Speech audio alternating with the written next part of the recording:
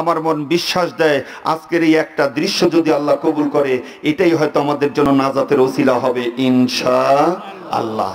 প্রিয় ভাইরা আমার, আসুন আমি পবিত্র কোরআনের, যেহেতু আমরা কোরআনের পক্ষের মানুষ, সাক্ষী দিলাম শুরু হোক কোরআন থেকে কথা। আমি পবিত্র কোরআনের সূরা আনকাবুত 57 নম্বর আয়াত তেলাওয়াত করেছি। এখান থেকে আমার আলোচনা শুরু হবে ইনশাআল্লাহ। প্রিয় ভাইরা আমার, সূরা আনকাবুত, আনকাবুত শব্দের অর্থ হলো মাকড়সা। মাকড়সা চেনেন না সবাই? মাকড়সা। আমার ভাইরা, এই সূরাটি নাজিল হয়েছে মক্কায়। মক্কায় নাজিল হয়েছে। যে সময় এই সূরাটি নাজিল হয় সেই সময় মুসলমানদের উপরে বাতিলের পক্ষ থেকে চরমভাবে অত্যাচার, জুলুম, নির্যাতন করে মুসলমানদেরকে নিষ্পেষিত করতেছিল। এরকম একটা মুহূর্তে এই সূরাটি নাজিল হয়। আমার ভাইরা, এই সূরাটির ভিতরে, এই সূরা আনকাবুত, এর মধ্যে 7টি রুকু, 69টি আয়াত রয়েছে। তাহলে সূরাটি নাজিল হয়েছে কোথায়? মক্কায়। আমার ভাইরা আসুন, এখানে আল্লাহ পাক কি বললেন? আল্লাহ পাক বললেন কি কথা জানাই দিলেন? আমার সাথে সাথে একবার সবাই পাঠ করেন, এরপরে আমি অর্থ করব। বিসমিল্লাহির রহমানির রহিম। কুল্লু নাফসিন যায়িকাতুল মাউত সুম্মা ইলাইনা তুরজাউন। আল্লাহ রাব্বুল আলামিন বলেন কুল্লু নাফস, প্রত্যেকটা নাফস, প্রত্যেকটা আত্মা, প্রত্যেকটা জীবন, যারা এই জীবন নিয়ে দুনিয়াতে এসেছে, অবশ্যই অবশ্যই অবশ্যই তাদেরকে মৃত্যুর স্বাদ গ্রহণ করা লাগবে। ঠিক কি না? আপনারা ঠিক বললেও ঠিক, না বললেও ঠিক, কারণ মৃত্যু এমন একটা জিনিস, আল্লাহ আছে কিনা আপনার বিশ্বাস হতেও পারে, নাও পারে। জান্নাত জাহান্নাম আছে কিনা বিশ্বাস করতেও পারেন, নাও করতে পারেন, কিন্তু মৃত্যু যে আছে এটা আপনাকে বিশ্বাস করতেই হবে, কারণ নিজের চোখে দেখেন। ঠিক কিনা? কালো মাটিতে হয়েছে। যারা চুপ করে আছে এর মনে কোনোদিন কাউকে মরা দেখে নাই, দেখেছেন তো? আল্লাহ পাক বলেন প্রত্যেকটা আত্মা, যারাই আত্মা নিয়ে এসছে, নাফস নিয়ে দুনিয়াতে এসেছে, তাকে মৃত্যু স্বাদ গ্রহণ করা লাগবেই লাগবে। ও আমার ভাই জানেরা, এই মৃত্যু দিয়ে তোমার জন্য শেষ হবে না। আল্লাহ পাক বললেন এই মৃত্যুর পরে তোমাদেরকে আমার কাছে ফিরে আসা লাগবে। কার কাছে যাওয়া লাগবে? ও দরদিরা নেই, মৃত্যু যে হবেই হবে।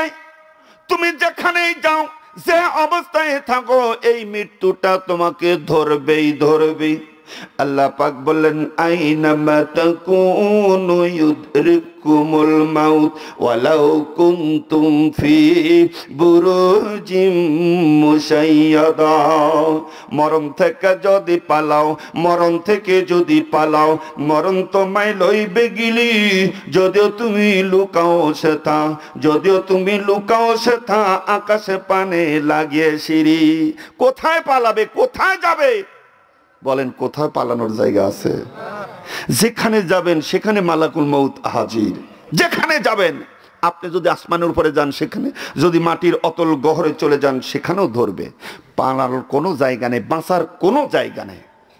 আমার ভাইরা রে, যদি মৃত্যু হতেই হয়, মৃত্যুবরণ করতেই হয়, তাহলে তো আপনাকে সেই প্রস্তুত থাকতে হবে। ঠিক কিনা? এ দরদিরা নেই, একটা ছাত্র যদি সারা বছর লেখাপড়া করে, যে কোনো মুহূর্তে যদি শিক্ষক বলে এখন তোমার পরীক্ষা হবে, অন্তত ভালো রেজাল্ট করতেও পারলে 5 নাম্বার উঠাতে পারবে, কিন্তু সারা বছরের ভিতরে বইয়ের সাথে কোনো সম্পর্ক নাই, লেখাপড়া কিচ্ছু নাই, হঠাৎ করে যদি বলে এখন তোমার পরীক্ষা, নির্ঘাত ফেল করা ছাড়া ওর কোনো গতি নাই। ঠিক কিনা? আমার ভাইরা, ও মুসলমানেরা, মৃত্যু তোমাকে বলে আসবে, খবর দিয়ে আসবে, যে কোনো সময়, যে কোনো মুহূর্তে, যে কোনো দিক থেকে তোমার সামনে হাজির হয়ে যাবে। আমার বাজান রে, এই জন্য তুমি যদি মৃত্যুর প্রস্তুতি নিয়ে থাকতে পারো, যখনই আসুক অন্তত 5 নাম্বারটা নিয়ে তুমি কবরে যেতে পারবি। আর যদি তোমার প্রস্তুতি না থাকে তাহলে তুমি নির্ঘাত ফেল করা ছাড়া তোমার কোনো উপায় নাই। জিজ্ঞেস যদি করে, ভাই নামাজের আজান দিল, আসেন না চলেন মসজিদে যাই, কি করে উত্তর? জান হুজুর পড়েন গা। আবার অনেকে মনে করে দেয়, হুজুর আজান দিল, মনে হচ্ছে এটা হুজুরে খালি চুক্তি দিছে যে হুজুরা খালি পরগা, আমার এবার লাগবি না। কবরে যে খালি হুজুররাই যাবে, যে খালি কবরে যাবে হুজুররা, আর বুড়াগুলো যাবে, আর ইয়াংগুলো এগুলো ওরে যাওয়ার কোনো ধান্দা নেই। যদি জিজ্ঞাসা করা যায়, আরে হুজুর সময় হোক, সময় হোক, মানে ওর সময় এখনো হয়নি। এই কখন যে সময়টা হবে, ওর নামাজের সময় হবে না মৃত্যুর সময় হবে, ও কি আসলে জানে? আমার ভাইরা নেই, আল্লাহ রাব্বুল আলামিন পবিত্র কোরআন শরীফের ভিতরে এই মৃত্যুর কথা বলে অনেকবার বান্দাকে খবর দিয়েছেন, অনেকবার মনে করে দিয়েছেন। এতবার বলার পরেও যদি তোমার চিন্তা না থাকে, এতবার বলার পরেও যদি তোমার হুঁশ না হয়, মনে করতে হবে তুমি বেহুঁশ, তুমি একটা আতেল, তোমার মতো নাদান যে কোনো মুহূর্তে যাতাই ঘটে যাবে, তুমি জাহান্নামে যাবে, তোমার এর ছাড়া কোনো উপায় হবে না। এ দরদিরা ও আমার ভাই জানেরা, আল্লাহ রাব্বুল আলামিন বললেন, আল্লাযী খালাকাল মাউতা ওয়াল হায়াতা লিয়াবলুয়াকুম আইয়ুকুম আহসানু আমালা ওয়া হুয়াল আজিজুল গফুর। আল্লাহ রাব্বুল আলামিন এখানে জানাই দিলেন, আল্লাহ পাক বললেন, আমি জীবন এবং মৃত্যুকে সৃষ্টি করেছি পরীক্ষা করার জন্য। কি পরীক্ষা করবে? আল্লাহ পাক বলেন যে আমলের দিক থেকে কারা কত উত্তম, কে বেশি আমল করে, এটা টেস্ট করার জন্য, জানার জন্য আমি এই হায়াত মৌতকে সৃষ্টি করেছি। আমার ভাই জানেরা ও দরদিরা, একটু খেয়াল করে শোনেন, এই মৃত্যু হবে, মৃত্যুর পরে কি হবে, কোথায় যেতে হবে? আপনি মারা গেলেন, এই মারা যাওয়ার পরে আপনাকে কোথায় নিয়ে যাবে? আমার ভাইরা, ওই মসজিদের খাট কি আপনার যতই ভয় লাগুক, আর সাদা কাপড় দেখে আপনার যতই ভয় লাগুক, এগুলো আপনার সঙ্গী হবে, এগুলো আপনার সাথী হবে, এগুলো দিয়ে আপনাকে ওই কাপড় দিয়ে পেঁচাইয়া ওই খাটকিতে করে আপনাকে এই বাঁশের ঝাড়ের নিচে রেখে যাবে। আপনি যতই মহব্বতের মানুষ হন, যতই ভালোবাসার মানুষ হন, আপনার স্ত্রী, আপনার ছেলে মেয়ে, আপনার আত্মীয় স্বজন আপনাকে আর রাখবে না, ঠিক কি না? নাকি মারা গেলে কোনো বউ কি এরকম আছে, এই যে বউয়ের জন্য যে এত ব্যস্ত হয়ে যান খাওয়া পড়া নিয়ে, নামাজের টাইমে বললে ভাই সময় পাচ্ছি না ভাই, এত ব্যস্ত। তুমি এত ব্যস্ত কার জন্য? বউ বাচ্চার জন্য। তো এই বউ তুমি মারা গেলে ওই বউ কি একটা দিন তোমাকে রাখবে যে আজকে মাটির দিন না, আজকে রাতখানা আমার ঘরে থাক, কাল মাটির দিন? দুনিয়ার কোনো বউ বলবে? তো তাড়াতাড়ি ও কানতে রাজি আছে, রাখতে রাজি নাই, ঠিক কিনা? ছেলেরাও একই অবস্থা, আত্মীয় স্বজন গুলো একই অবস্থা। ওনার ভাই জানে না, এই জন্য এগুলার ব্যস্ত হয়ে তুমি জীবনটা নাশ করো না। এগুলার ব্যস্ততা দেখায় তোমার নিজের পুঁজি তুমি নষ্ট করো না। আমার ভাই জানলি, ওই ব্যক্তি বেশি চালাক, বেশি চতুর, যে নিজের জন্য পুঁজি তৈরি করে। আমার দরদিরা রে, আমার আল্লাহ বললেন তোমাকে মৃত্যু দেওয়া হবে, এই মৃত্যুর পরে তোমাকে কোথায় যাওয়া লাগবে সে কথা আমার আল্লাহ জানিয়ে দিলেন, সুম্মা ইলাইনা তুরজাউন। এই মৃত্যুর পর তোমাদেরকে আমার কাছে আসা লাগবে। কার কাছে যাওয়া লাগবে? এই দিন শেষ নয়, আরো দিন আছে, এই দিন শেষ নয়, আরো দিন আছে, সব মানুষকে যেতে হবে আল্লাহ তাআলার কাছে। আবার ভাইরা রে, সব সময় চোখের উপরে দেখতেছেন আজকে অমুক মারা গেল, আজ অমুক মারা গেল, মাইকে ঘোষণা হচ্ছে অমুক তমুক মারা গেল। আমার দরুদিরা, মানুষ মৃত্যুবরণ করতে দেখে, হযরত আলী বলেন মানুষ মানুষকে মৃত্যুবরণ করতে দেখে কিন্তু নিজের মৃত্যুর কথা স্মরণ করে না, ঠিক কিনা? কিন্তু আপনাকে তো যেতেই হবে, আপনার স্মরণ থাক আর না থাক, যখন হঠাৎ করে সময়টা হয়ে যাবে আপনাকে তো ছাড় দেবে না। ছাড় দেবে? যদি আজরাইলের কাছে কান্দে কান্দে কোন, যদি ঘুষ দিতে চান, যদি বাড়ি ঘর সব দিয়ে দিতে চান, আজরাইল বুঝি ফেরত যাবে? আজ না হয় কাল তুমি যাইবা কবরে, যাওয়ার সময় দেখবে চেয়ে গো, ও তোমার সবই রইল পরে, যাওয়ার সময় দেখবে চেয়ে গো। আজ না হয় কাল তুমি যাইবা কবরে, যাওয়ার সময় দেখবে চেয়ে গো, ও তোমার সবই রইল পরে, যাওয়ার সময় দেখবে চেয়ে গো। দাদা গেল নানা গেল কেউ এলা না ফিরে, সবারই যাইতে হবে গো, ও ভাই অন্ধকার কবরে, সবারই যাইতে হবে গো, ঠিক কিনা?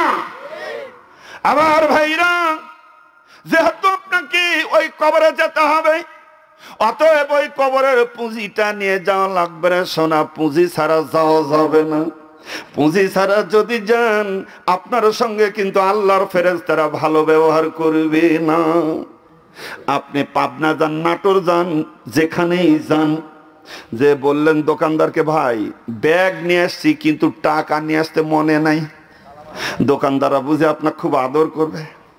হ্যাঁ, আপনি এই বাজারে যান, এমনি ব্যাগ নে, ভাই চেনা পড়ি তো, ভাই ব্যাগ আনছি ভাই টাকা নিয়ে আসিনি, কোন দোকানদার আপনাকে আদর করবে না। কেউ কেউ মনে মনে বলবে ফাইসলেও করতে আসছে, ফাঁকি মারার জায়গা পাও না, এরকম মনে মনে এরকম করবে।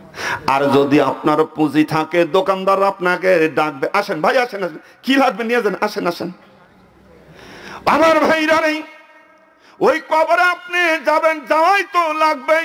যদি আপনি পুঁজি নিয়ে যেতে পারেন, ওই ফেরেশতারা আপনাকে সমাদর করবি, ওই ফেরেশতারা আপনার সঙ্গে সুন্দর ব্যবহার করবি।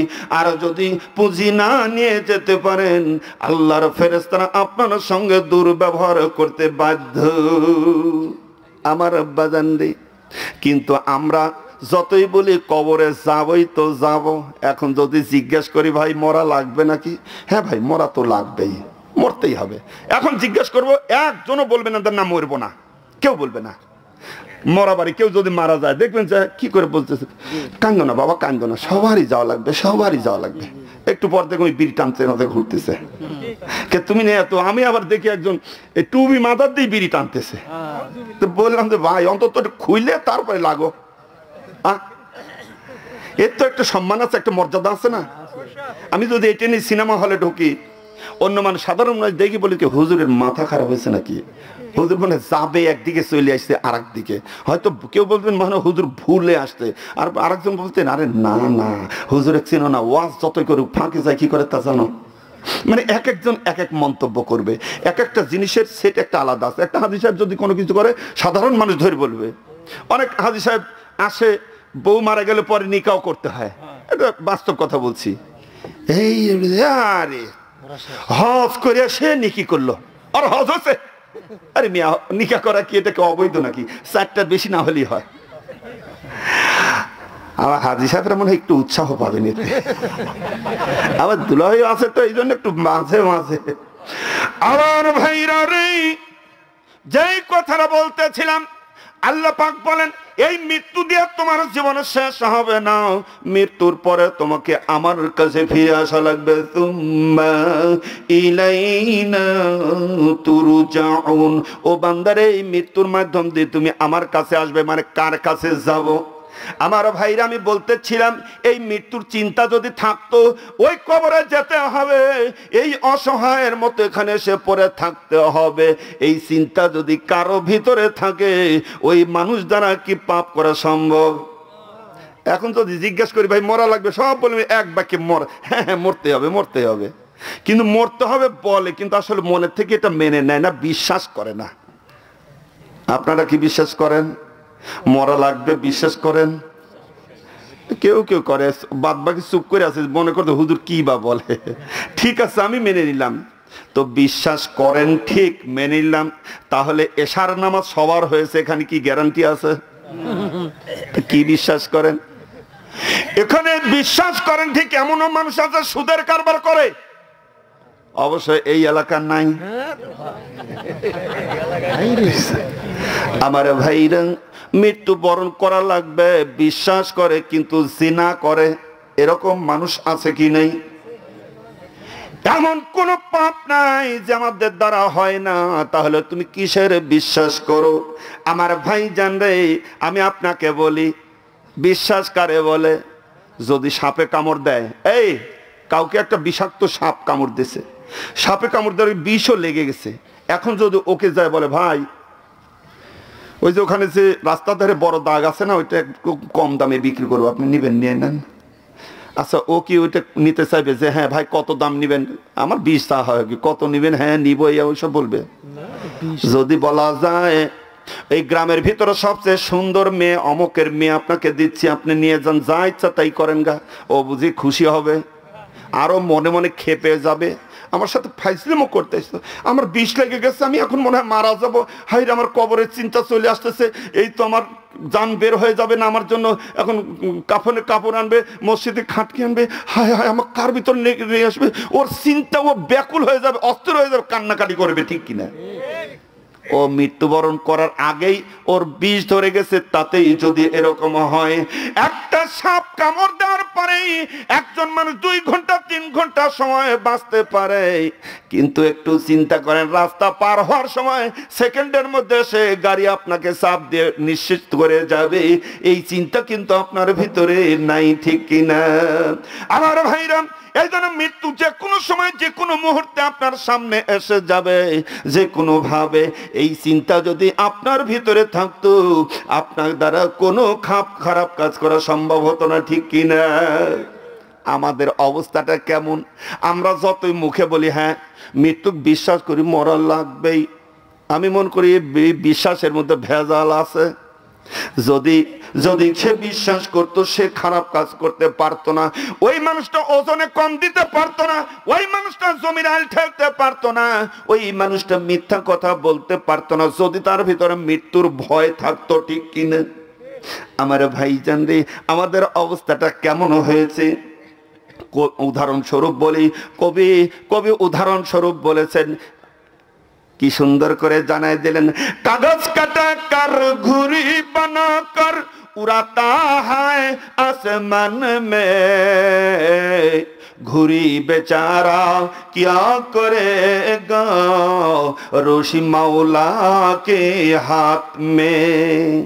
কবি কত সুন্দর করে বুঝাই দিলেন, জানাই দিলেন অবস্থা, আমাদের অবস্থার সঙ্গে উদাহরণ দিয়ে বুঝাই দিলেন। একটা ছোট্ট বাচ্চা কাগজ কেটে কেটে ঘুড়ি বানায়, ঘুড়ি তো বুঝতে পেরেছেন, ঘূর্ণি বলি আমরা, ঘুড়ি বানায়, ওই ঘুড়িটা আকাশের দিকে উড়াই দেয়। কবিতার কল্পনা দিয়ে বলতেছে, এই ঘুড়ি যখন অনেক উপরে উঠে যায়, কবি কল্পনা দিয়ে বুঝাচ্ছেন, অনেক উপরে উঠার পরে কবি ওই ঘুড়ি মাথা নাড়ায় বুঝাই দেয় যে কোন রকম ঘুড়ি কিন্তু একটু হলো মাথা নাড়ায়, ঠিক কিনা? কবিতার কল্পনা দিয়ে বলতেছে, এই ঘুড়ি অনেক উপরে উঠার পরে মাথা নাড়াইয়া তার মালিককে বুঝাই দিচ্ছে, মালিক রে তোমার কাছে আর যাব না রে মালিক, আর যাব না। কিন্তু ওই ঘুড়ির সুতার কাঠি তো ওই বালকের হাতে। বিকেল যখন হয়ে আসতে থাকে, সন্ধ্যা যখন ঘনিয়ে আসতে থাকে, বালকটা এবারে কাঠির সঙ্গে সুতা গোছাইতে থাকে, ঘুড়ি আস্তে আস্তে আস্তে করে আগায় আসে, আর মনে মনে চিন্তা করে, বাঁচতে তো পারলাম না রে, আমার মালিকের কাছে আবার ফিরে যাওয়া লাগতেছি। আবার ভাইরা রে, ওই ঘুড়ি চিন্তা করে একটু শেষবারের মতো চেষ্টা করে দেখি বাঁচা যায় কিনা। আবার ভাইরা একদম কাছে যখন চলে আসে ঘুড়ি বাঁচার জন্য, এমন জোরে ঘালি মেরে যে ঢেলের উপর অথবা গাছের শিকড়ের উপর পইরা মাথা ফাটাইয়া কামানি সোজা করে হেলা দেয়, ঠিক কিনা? আমার ভাইরা, আমাদের অবস্থা ওই ঘুড়ির মতো হয়েছে। এই দুনিয়ায় এসেছি, আল্লাহ পাক পাঠিয়ে দিয়েছেন। এই দুনিয়ায় এসে আমাদের আচরণ দ্বারা, আমাদের ব্যবহার দ্বারা আমরা আল্লাহকে বুঝাই দিচ্ছি, আল্লাহ গো এসেছি তোমার কাছে, আর যাব না রে আল্লাহ, তোমার কাছে আর যাব না, আর যাব না, আর যাব না। কিন্তু আমাদের সুতার কাঠি কার হাতে? পিছন থেকে বলেন কার হাতে? যে কোনো মুহূর্তে, যে কোনো সময় টান দেবে, তোমাকে সঙ্গে সঙ্গে আল্লাহর ডাকে হাজিরা দেওয়া লাগবে, ঠিক কিনা? আমার ভাইরা মারা গেলেন, কবরে রেখে গেল, এই কবরে রাখার পরে বুঝে আরামে ঘুমায় থাকবেন। ওখান থেকে সামান্য দূরে, এটা মতানক্য রয়েছে, কেউ বলেছে যে স্যান্ডেলের শব্দ শোনা যায়, কেউ বলছে 40 গজ 40 হাত, এরকম একটু মতানক্য আছে। এত দূর যখন চলে আসবে, মানুষগুলো যখন মাটি দিয়ে চলে আসবে, তখনই তার কাছে ফেরেশতা আসবে, এসেই 3টা প্রশ্ন করবে। কয়টা? অনেক শুনেছেন এই কথা, আপনারা অনেক শুনেছেন যে 3টা প্রশ্ন করবে। প্রথম প্রশ্নই থাকবে মার রব্বুকা, তোমার রব কে? কোন রবের কোন হুকুম মেনে এসছো? কার আইন বিধান নিয়ম নীতি মেনে এসেছো? উত্তর দাও, জবাব দাও। অনেকে আমরা এটা দুনিয়াত মুখস্থ করি, কিন্তু যতই মুখস্থ করো, ওই ফেরেশতার চেহারা দেখে তোমার সব হারিয়ে যাবে, সব ভুলে যাবে।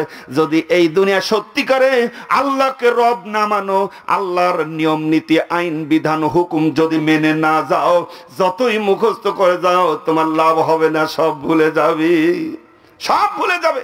আর সেই সময় তো মুখ দিয়ে সব কথা হবে না, কথা বলবে আপনার হাত, কথা বলবে, সাক্ষী দিবে আপনার পা। اليوم نختم على أفواههم وتكلمنا أيديهم وتشهد أرجلهم بما كانوا يكسبون। আল্লাহ পাক বলেন মুখটা বন্ধ করে দেওয়া হবে, হাতগুলো পটপট করে কথা বলবে, পাগুলো সাক্ষী দিতে থাকবে। আমার ভাইরা, এই জন্য এই দুনিয়ায় যদি সত্যিকার আপনি আল্লাহর আইন বিধান নিয়ম নীতি মেনে যান, আল্লাহ যে হুকুম দিয়েছিল এটা যদি যথাযথ পালন করে থাকেন, ইসলামের পক্ষে থাকেন, কোরআনের পক্ষে থাকেন, তাহলে আপনার মুখ দিয়ে এমনিতে বের হয়ে যাবে রব্বি আল্লাহ, সুবহানাল্লাহ। আপনার মুখ দিয়ে এমনি বের হয়ে যাবে। আমার ভাইরা, এরপরে আরো 2টা প্রশ্ন করবে, তার মানে আপনাকে আল্লাহ জবাব নেবেন, জবাবদিহিতা করবে।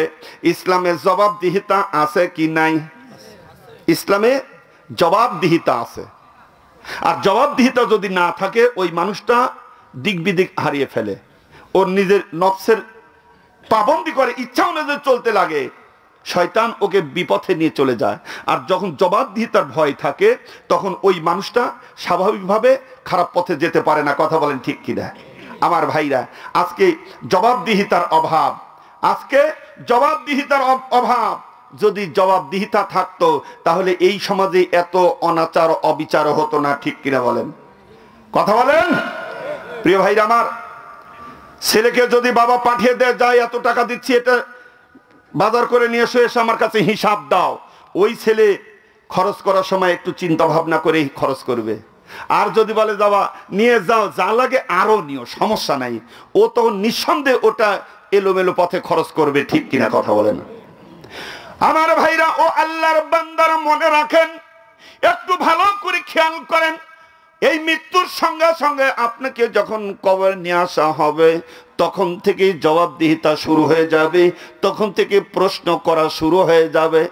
আমার বাজান রে, এই দুনিয়ায় জবাবদিহিতার তেমন কোনো ব্যবস্থা নাই, যার কারণে যে যা ইচ্ছা তাই করে যাচ্ছে।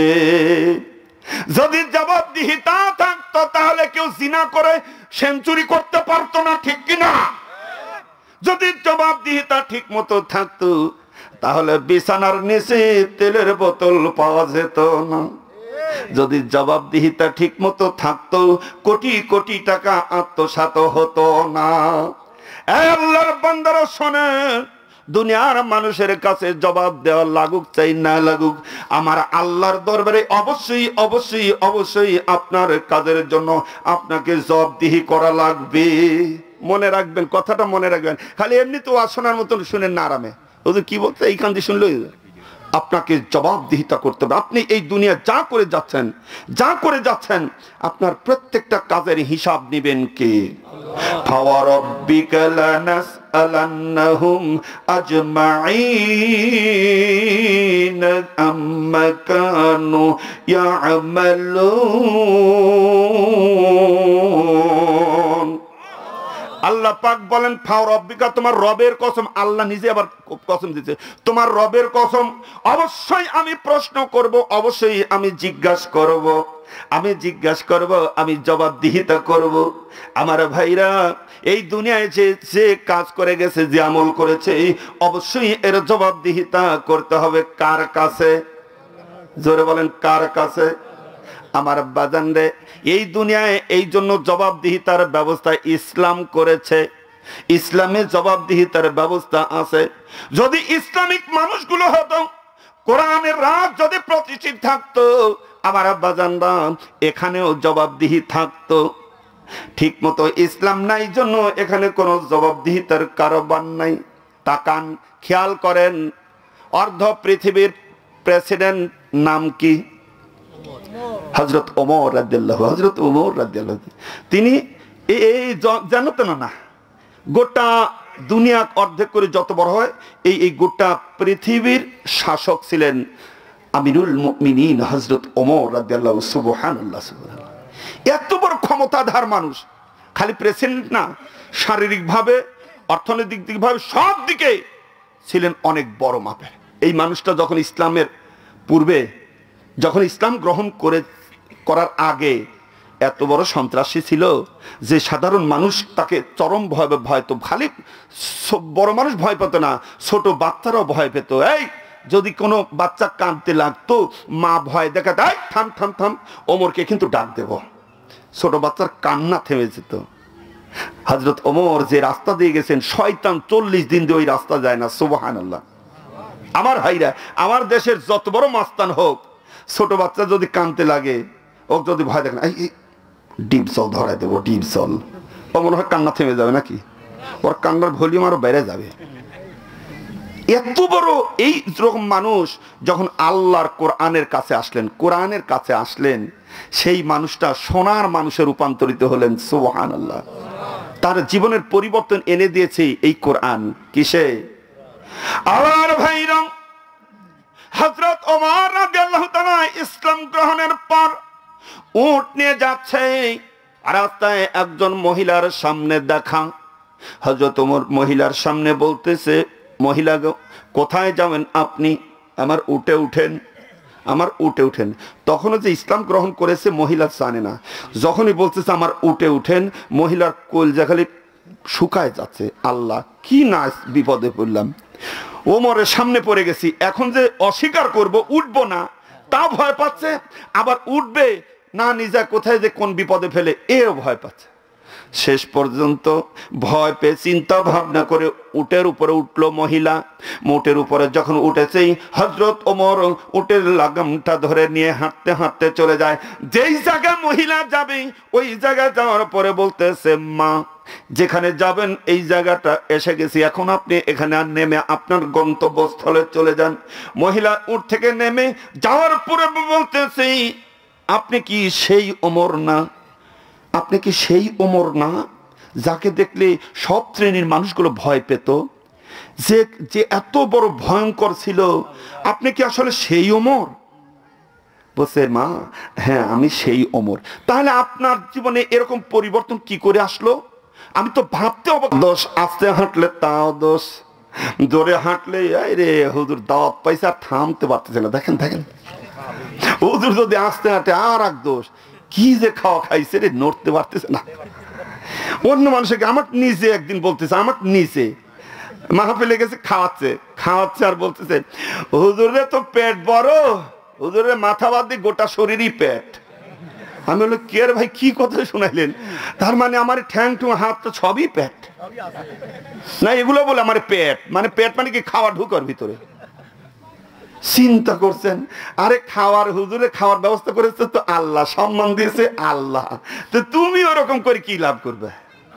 আমার ভাইরা, একজন ইমাম মানে সমাজের ইমাম, সে হলো মসজিদেরও ইমাম, সে হলো দেশেরও ইমাম। আল্লাহু আকবার। আল্লাহর বান্দারা একটু খেয়াল করে শুনেন, সেই হযরত ওমর রাদিয়াল্লাহু তাআলা আনহু খুতবা দিবেন, রেডি হয়েছেন। এমন সময় সাধারণ একজন মুসল্লি দাঁড়ায় গেছে, থামেন, দাঁড়ান, আপনার খুতবা পরে দেন। কাকে বলতেছে? একজন প্রেসিডেন্ট, যিনি হলেন অর্ধজাহানের প্রেসিডেন্ট, সুবহানাল্লাহ।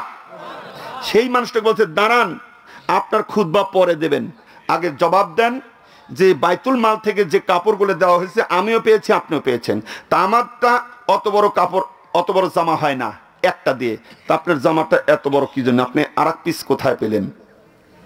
হযরত ওমর জবাব দেওয়ার আগেই তার ছেলে আব্দুল্লাহ ইবনে ওমর বলতেছে, আমি ওই জবাবটা আমি দেই, আমার এবং আব্বার দুইটা পিস, দুইটা কাপড় দিয়েই ওই জামাটা বানানো হয়েছে।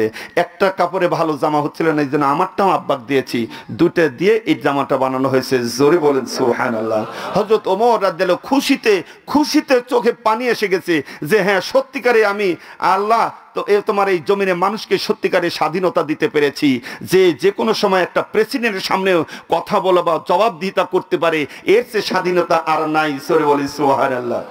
আর বিশ্বের দিকে তাকান, শুধু আমাদের দেশ না, গোটা পৃথিবীর দিকে বর্তমানে কোন ক্ষমতা আছে? সাধারণ মানুষ তো ওর কাছে ভিড়তেই পারে না। প্রেসিডেন্ট তো দূরের কথা, ওর পরে যে থাকে এমপি মন্ত্রী, তারপরে নেতা, তারপরে খেতা, তারপর উপনেতা, পাতি নেতা, চামচা নেতা, এর কাছে ভিড়াই কঠিন, আর ওগুলোর কাছে ভিড়বে কি করে? অথচ এই মানুষটাকে প্রশ্ন করতেছে, দাঁড়ান, জবাব দিয়ে তারপরে খুতবা পড়েন।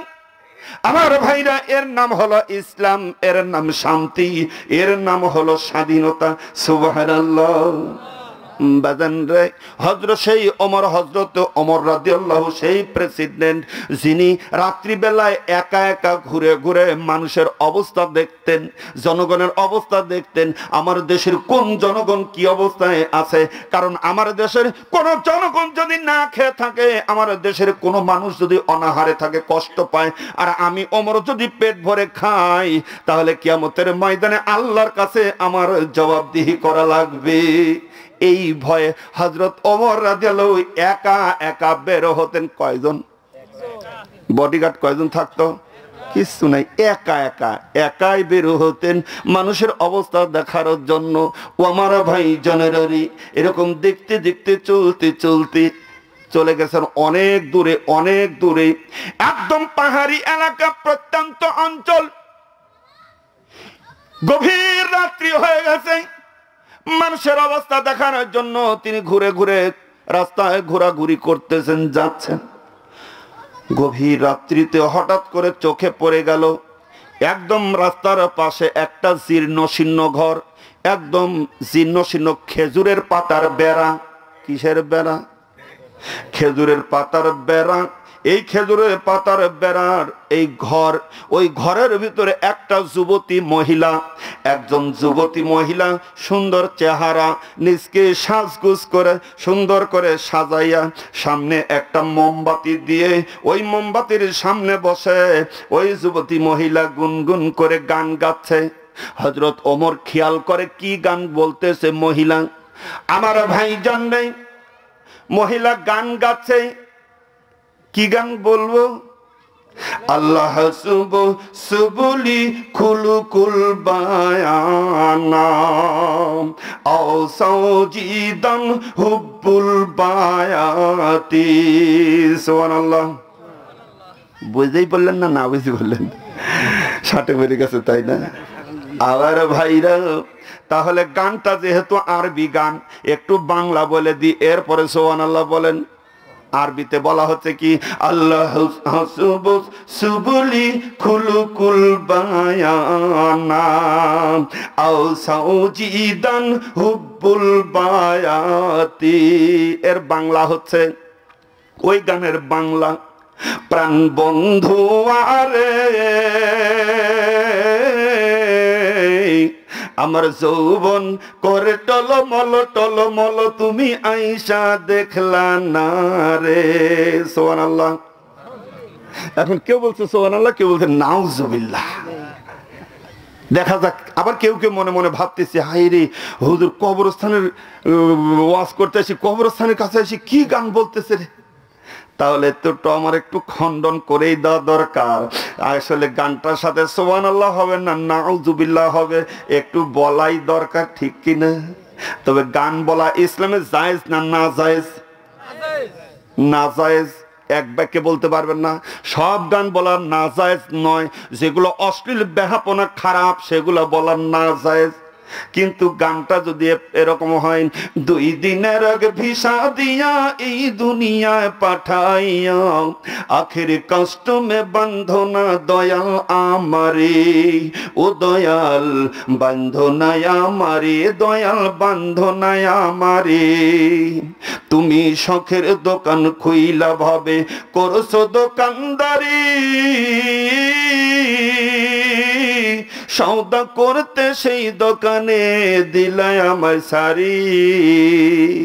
জানি না কার ইশারায়, জানি না কার ইশারায় সওদা করা হইল না এই রং বাজারে, আখের কাস্টমে বান্ধনা দয়াল আমারে।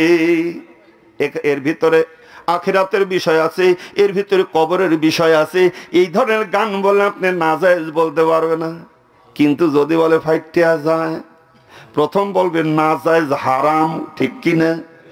আমার ভাইরা, এই মহিলা গান বলতেছি, গান বলতেছে মহিলা, শোনার বাজান রে। হযরত ওমর রাদিয়াল্লাহু খেপে গেছে, একদম খেপে লাল হয়ে গেছে। কারে? আশ্চর্য, আমি কোরআন দিয়ে আমার সংসদ চালাই, আমার কোরআন দিয়ে সংসদ চালাই, এই দেশের মাটিতে কোরআনের আইন প্রতিষ্ঠিত আছে, অথচ এই জমিনে এই ধরনের গান বলবে একটা মহিলা, এই মহিলা সাইজ করা লাগবে। একদম খেপে লাল হয়ে গেছে। একবার ওই যে কিসের বেড়া, বেড়া কিসের? খেজুরের মারছে ধাক্কা, খেজুরের বেড়াটার ভাঙ্গে ভেতরে পড়ে গেছে। এখন বলতে রাখেন, এখন বলতেছে কি, এই মহিলা তুমি কে? এরকম গান কেন বললো? তোমার বিচার হবে, তোমার বিচার হবে। মহিলা বলতেছে পথিক, মহিলাও চিনে না একটা হযরত ওমর। মহিলা বলতেছে পথিক, আমি যদি, আমার যদি বিচার হয়, আমার যদি ভুল হয়, আমার যদি জরিমানা হয়, আমার ভুল যদি হয় তাহলে একটা ভুল করেছি, একবার বিচার হতে পারে, আর আপনি ভুল করেছেন 3টা, আপনার 3বার বিচার হবে। আপনার বিচার হবে কয়বার বিচার হবে? 3বার। ভুল যদি আমি করে থাকি তাহলে আমার একটা বিচার হবে, আর আপনি ভুল করেছেন আপনার বিচার হবে। হযরত ওমর বলতেছে, এই মহিলা, মহিলা বলতেছে, এখানে রাখেন, এই মহিলা আমি কি ভুল করেছি, কি ভুল বলে ধরায় দাও। মহিলা বলতেছে, আপনি কি আল্লাহর কোরআন পড়েন না? বলে হ্যাঁ পড়ি। আপনার কোরআন বিশ্বাস করেন না? হ্যাঁ বিশ্বাস করি। আল্লাহ রাব্বুল আলামিন সূরা বাকারার 189 আয়াতের ভিতর বলেছেন, ওয়াতুল বুয়ুতা মিন আবওয়াবিহা ওয়াত্তাকুল্লাহা লাআল্লাকুম তুফলিহুন। আল্লাহ পাক বলেছেন, ওয়াতুল বুয়ুতা মিন আবওয়াবিহা, তোমরা ঘরের ভিতরে প্রবেশ করো ওর দরজা দিয়ে। কি দিয়ে? আল্লাহ কোরআনে বললেন তোমরা ঘরের ভিতর প্রবেশ করো দরজা দিয়ে। ও পথিক, আপনি আমার ঘরের দরজা দিয়ে ঢুকেন নাই, আপনি অন্য সাইড দিয়ে ঢুকেছেন, অতএব আপনি অপরাধী। হযরত ওমর চিন্তা করে, কথা তো ঠিক, তাই তো, মেয়েটা তো ঠিকই বললো। আস্তে করে যেন তার স্বর পাল্টে গেল, নীরব হয়ে গেল। মা, ও মা, আমার আর 2টা ভুল কি করেছি? আর কি 2টা ভুল? যখনই একটা কোরআন দিয়ে প্রমাণ দিয়ে দিল, তখন বলছে আর 2টা ভুল কি করেছি আমাকে বলেন। মহিলা বলতেছে, পথিক আপনি 2 নম্বর যে ভুলটা করেছেন সেটা হলো আমার ঘরের ভিতরে ঢুকেছেন অথচ আমার অনুমতি নেন নাই, সালামও দেন নাই। অথচ আল্লাহ রাব্বুল আলামিন সূরা নূরের 27 নম্বর আয়াতের ভিতরে জানিয়ে দিয়েছেন, ইয়া আইয়ুহাল্লাযীনা আমানু লা তাদখুলু বুয়ুতান গায়রা বুয়ুতিকুম হাত্তা তাস্তানিসু ওয়া তুসাল্লিমু আলা আহলিহা। আল্লাহ পাক বলেছেন, যখন তোমরা কারো বাড়ির ভিতরে প্রবেশ করবে, এটা ভালো করে শুনে রাখেন, যখন তোমরা কারো বাড়ির ভিতরে প্রবেশ করবে তখন সেখানে অনুমতি নিবে এবং সালাম দিবে। আপনি আমার ঘরের ভিতরে ঢুকেছেন, আমার অনুমতিও নেন নাই, আমাকে সালামও দেন নাই। হযরত ওমর চিন্তা করে এটাও তো ঠিক, এটাও তো ঠিক। আমার ভাই জানেরা, এখনো আমার সমাজে অনেক মানুষ আছে বাড়ির ভিতরে ঢুকে বড় হক করে, আছে না? এই মিয়া, কোরআন কি বলে একটু শোনেন। যখন কারো বাড়ির ভিতরে, একটু লিখে লিখে রাখেন, আমি সব বলবো, সবাই কথা বলে একটু ডিস্টার্ব হয়। বলতেছে আল্লাহ পাক বললেন, যখন তোমরা কারো ভিতরে বাড়ির ভিতরে ঢুকবা, কি করে ঢুকা লাগবে? সালাম দিয়ে অনুমতি নিয়ে, সালাম দিয়ে অনুমতি নিয়ে ঢুকতে হবে। কথাটা আমলটা মনে রাখবেন। আমরা ঢুকি কি, আমরা কিভাবে ঢুকতেছি? হক পক করে ঢুকে। এই মিয়া, বাড়ির ভিতরে মহিলারা থাকে, সে তো অপ্রস্তুত অবস্থায় থাকতে পারে। তুমি অন্তত ভিতরে ঢোকার সময় সালাম যদি নাই দিতে পারো, একটু শব্দ করো, কে ভাই, চাচা বাড়িতে আছেন না, অমুক আছেন, এরকম একটু সরাসরি করলে তাও একটু সাবধান হয়। চোরের মতো ঢোকে, চোরের মতো করে, আছেন এরকম ভিতরে যাবে। এই মিয়া, কোরআন কি বলতেছে? কোরআন বলতেছে ঢুকার আগে, রসুল বলেন তাও দরজা বরাবর দাঁড়াবা না, দরজার থেকে একটু আড়ালে দাঁড়ায়, আগে অনুমতি চাইবা যে বাড়ির ভিতরে আসতে পারি, আমার আসবো বা এরকম কিছু, তারপরে সালাম দিবে। রসুল বলেছেন যদি অনুমতি না আসে তাহলে তুমি ওখান থেকে ফেরত আসো। এটা আমাদের জন্য শিক্ষার বিষয় কিনা? আমার ভাইরা, মহিলা যখন এই কথা বললেন, হযরত ওমর চিন্তা করে কথা তো এটাও ঠিক, ঠিকই তো বলতেছে। হযরত ওমর বলতেছে, মা 3 নম্বর কি অপরাধ আমি করলাম একটু আমাকে জানান। মহিলা বলতেছে, আপনি 3 নম্বরে যে অপরাধ করেছেন সেটা হলো আপনি অপরের ব্যাপারে অনুমান করেছেন, আপনি দোষ অনুসন্ধান করেছেন, আপনি দোষ অনুসন্ধান করেছেন, অনুমান করে একটা কাজ করেছেন। অথচ আল্লাহ রাব্বুল আলামিন সূরা হুজরাতের 12 নম্বর আয়াতের ভিতরে বললেন, ইয়া আইয়ুহাল্লাযীনা আমানুস্তানিবু কাসীরাম মিনাল যান্নি ইন্না বা'দাল যান্নি ইসমুন ওয়া লা তাজাসসু ওয়া লা ইয়াগতাব বা'দুকুম বা'দা। আল্লাহ রাব্বুল আলামিন বলেন, হে ঈমানদারগণ, হে ঈমানদাররা, তোমরা কি করো? অনুমান করা থেকে বেঁচে থাকো। অনুমান করে কোনো কাজ করবে না, অনুমান করে কোনো কাজ করবে না, আর সন্দেহ করে কোনো কিছু করবে না, এবং কারো গীবত করবে না। নিষেধ করলেন কি? ঘুমায় গেছেন না চুপ করে জাগা আছেন? সব তাজা, আলহামদুলিল্লাহ। আল্লাহ পাক বললেন তোমরা অনুমান করে কোনো কাজ করো না, সন্দেহ করে করবে না। আমার ভাইরা, আজকের সমাজের অনেক মাতব্বর আছে, বিচার আচার করতেছে, সাক্ষী লাগে না, প্রমাণ লাগে না, অনুমান করেই করে ফেলে, আছে না? ওই বিচারককে আল্লাহর কাছে ধরা হবে। আলাইসাল্লাহু বিআহকামিল হাকিমিন। আল্লাহ হলেন সকল বিচারকের মহাবিচারক। তুমি যে দুনিয়াটায়, এই দুনিয়ায় তুমি যা বিচার করবে, ওই বিচারটা যদি আল্লাহর কোরআন মাফিক না হয়, ন্যায় বিচার না হয়, তাহলে ওই বিচারটা আল্লাহ সানি বিচার আবার করবেন। ওই বিচারক হবেন আল্লাহ। আর আজকে যাকে দোষী করেছ, যাকে বিবাদী করেছে, সে হবে বাদী, আর যারা বিচার করবে ওরা হবে আসামি। আমার ভাইরা, মসজিদের ইমাম সাহেবের বাড়ির উপরে এন্টিনা, ইমাম সাহেবের বাড়ির উপরে এন্টিনা, ওই দিক দিয়ে তেল তেলে যাচ্ছে, মানে চৈটিয়ে কতগুলি থাকে না, চৈটিয়ে, হ্যাঁ হ্যাঁ, চোট মারে, চোট মারে খালি। এন্টিনা দেখি ওর মাথা ঘুরে, আরে এ দুনিয়া থাকাছে না থাকাই ভালো, এ দুনিয়া ধ্বংস হয়ে যাক। মসজিদের ইমাম টেলিভিশন দেখে, টিভি দেখে, এ দুনিয়া থাকাছে না থাকাই ভালো, যাচ্ছে আর খালি চোট পাট করতেছে। অন্যদিন মসজিদে যায় না, এই দিন আগে আগে গেছে, মসজিদের ভিতরে যায় এরকম চোট মারতেছে। এ দুনিয়া থাকাছে না থাকাই মানে জনগণ কি করে শোনাবে? অন্যজন বলছে, এই তুই তো মসজিদেই আসিস না, একবার ওরকম করিস না। আরে আমি নামাজ পড়তে আসিনি, তোরে নামাজ ঠিক করে দিতে আসছি। তোরা যে ইমামের পিছনে নামাজ পড়িস, ও তো টেলিভিশন দেখে, ওর বাড়ি সিনেমা দেখে।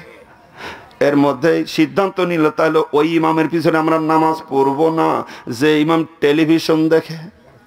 ইমাম কেবল ঢুকতেছে, আল্লাহ মাফতাহ, কেবল ধাপ দিতে ভিতরে বলছে আশা লাগবে না, চলে যান। কেন কেন, কি ব্যাপার কি? বলছে এই জন্য আপনি টেলিভিশন দেখেন, টেলিভিশন দেখায় ইমাম রাখবো না। কেন আমি টেলিভিশন থেকে, কে বলছে, কে বলছে, আমি টেলিভিশন থেকে, বললো কে? বলছে হ্যাঁ প্রমাণ আছে। কি প্রমাণ?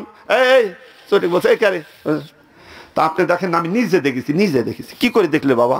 আমি তো, আমার বাড়িতে টেলিভিশন নাই। টেলিভিশন নাই তে এন্টিনা কিসের? ইমাম সাহেব মনটা ছোট করে বলতেছে, হায় রে, না জেনে না দেখে প্রমাণ ছাড়া বিচার রে, না বুঝে না শুনেই অনুমান করে বিচার রে। আমার মোবাইলে ঠিক মতো নেটওয়ার্ক পায় না, এই জন্য মোবাইলের একটা এন্টিনা লাগাইছি। বলছে কারে? কি বলে রে? তখন বলছে ওরকমই তো মনে হইল। আমার ভাই জানবা, যা বিচার আচার করবেন নিঃসন্দেহে ভালো কাজ, এটা ভালো কাজ করেন, ন্যায় বিচার করবেন। তবে খবরদার কারো ব্যাপারে কোনো সন্দেহ করে কিছু করবেন না, অনুমান করে কোনো কিছু করবেন না। একজনের একটা কথা যদি আপনি শুনেন, ওটা শোনার পরে ওর উপর কোনো অনুমান করবেন না। খবরদার, এটা আল্লাহ কোরআন শরীফের ভিতরে নিষেধ করে দিয়েছেন। মহিলা বলতেছে, পথিক আপনি আমার ব্যাপারে সন্দেহ করেছেন, কারণ হযরত ওমরের রাগ হলো কেমনে? ওই যে মেয়ে ওই ধরনের গান বলতেছে, রাগ হওয়া স্বাভাবিক। আপনি আমার ব্যাপারে অনুমান করেছেন, আমার ব্যাপারে আপনি চিন্তা ভাবনা না করেই একটা সিদ্ধান্ত নিচ্ছেন, অনুমান করেছেন, সন্দেহ করেছেন, অতএব আপনি অপরাধ করেছেন, আপনি অপরাধী। আগামীকাল সকালবেলা আমি হযরত ওমরের দরবারে গিয়ে আপনার বিরুদ্ধে এই 3টে নালিশ করব। তখন বুঝবেন কার কাছে বলতেছে। হযরত ওমরকে বলতেছে, কালকে সকালে যে হযরত ওমরের কাছে এই বিচার দেব, আপনি যে কাজ করছেন। হযরত ওমর চিন্তা করতেছে, কি মহিলা এত কিছু জানে বুঝে, তাহলে এরকম গান বললো কেন? বলতেছে, মা আপনি ওমরের কাছে বিচার দিবেন, ঠিক আছে দেন, তবে আমি একটা প্রশ্ন করি আপনাকে, যে আপনি যে যা বলছি কোরআন দিয়ে দিয়ে উত্তর দিচ্ছেন, সব কথাগুলো আপনি সুন্দর করে বুঝাই দিলেন, তাহলে আপনি আপনার মতো মানুষ এরকম গান কেন বলতেছেন? মহিলা বলতেছে, পথিক আমি যে গান বলেছি, এই গান বলার জন্য এদেশের প্রেসিডেন্ট হযরত ওমর দায়ী। যেই বলছে হযরত ওমর, ওমর লাফায় উঠছে, কারণ এর আগে যেগুলো বলছে সব প্রমাণ দিয়ে ঠিক ঠিক বানিয়ে দিয়েছে। এখন আবার যেই বলছে ওমর দায়ী, আর লাফায় উঠছে। মা, গান বললেন আপনি, আর ওমর দায়ী প্রেসিডেন্ট, এটা কেমন করে সম্ভব? এটা কি করে হয়? আমার ভাই জানেন ও দরদির রে, এবার হযরত ওমর কি করে দায়ী? গান বলতেছে মহিলা, আর এই গানটা কার শানে বলতেছে, কার উদ্দেশ্যে বলতেছে, কেন বলতেছে, এগুলো আমাদের জানার দরকার আছে কি নাই? এমন একটা গান এমন জনে বলেছে, আমি যদি আপনাদের বলি যে এই মুখ দিয়ে নাউজুবিল্লাহ বলেছেন, ওই মুখ দিয়ে আবার সুবহানাল্লাহ পড়বেন, বলা লাগবেই লাগবে। ও আমার ভাই জানেরা, তাহলে গান বলল মহিলা, দোষ দিল কারে? হযরত ওমরকে। হযরত ওমর কেন দায়ী? এই গানের জন্য কেন দায়ী? আর ওই গানটা কার জন্য বলতেছে, কেন বলতেছে, এগুলা সব কথাগুলো জানার দরকার আছে কি নাই? একটু তাহলে জিকির করেন, লা ইলাহা ইল্লাল্লাহ, লা ইলাহা ইল্লাল্লাহ, লা ইলাহা ইল্লাল্লাহু মুহাম্মাদুর রাসূলুল্লাহ সাল্লাল্লাহু আলাইহি ওয়াসাল্লাম। আমার ভাইরা রে, আমি আপনাদেরকে আর একটু জানাতে চাই, কেন হযরত ওমর এর জন্য দায়ী। মহিলাকে যখন জিজ্ঞাসা করলো, মহিলা বলতেছে হযরত ওমর দায়ী। হযরত ওমর বলছে, কেমন করে আমাকে বুঝাই দেন। সে যে হযরত ওমর এখনো পরিচয় দেয় নাই। আমার ভাইরা, এবার হযরত ওমর রাদিয়াল্লাহু কথা শুনে মহিলা বলতেছে, পথিক তাহলে শোনেন কি জন্য হযরত ওমর দায়ী। ও পথিক রে, এই নগরের সবচেয়ে সুন্দর একটা যুবক, নাম তার হলো হযরতে আব্দুল্লাহ বিন সাদ। এই হযরতে আব্দুল্লাহ বিন সাদের সঙ্গে কিছুদিন আগে আমার বিয়ে হয়। আমার স্বামী হলেন হযরতে আব্দুল্লাহ বিন সাদ। আমার বিয়ে হয়ে গেল, বিয়ের কাজ সব হয়ে গেছে, কালমা পড়ানো হয়ে গেছে, এখন তাবারক বিলাচ্ছে, যে মিষ্টি বিলাচ্ছে, মিষ্টি কি বলে, শুকুর মিঠা, অলিমা যে যাই বলো, অলিমা দিচ্ছে। এমন সময় প্রেসিডেন্ট হযরত ওমর রাদিয়াল্লাহু খবর পাঠিয়ে দিলেন আমার স্বামীর কাছে, এসে একজন বলল, ও আব্দুল্লাহ বিন সাদ, এখন তোমাকে আমিরুল মুমিনিন হযরত ওমর রাদিয়াল্লাহু খবর পাঠিয়েছেন, তোমাকে জিহাদের ময়দানে যেতে হবে, সেনাপতির দায়িত্ব তিনি তোমাকে দিয়েছেন। হযরত ওমর শোনার সঙ্গে সঙ্গে বলছে, লাব্বাইক, আমি হাজির, আমি এক্ষুনি যাব।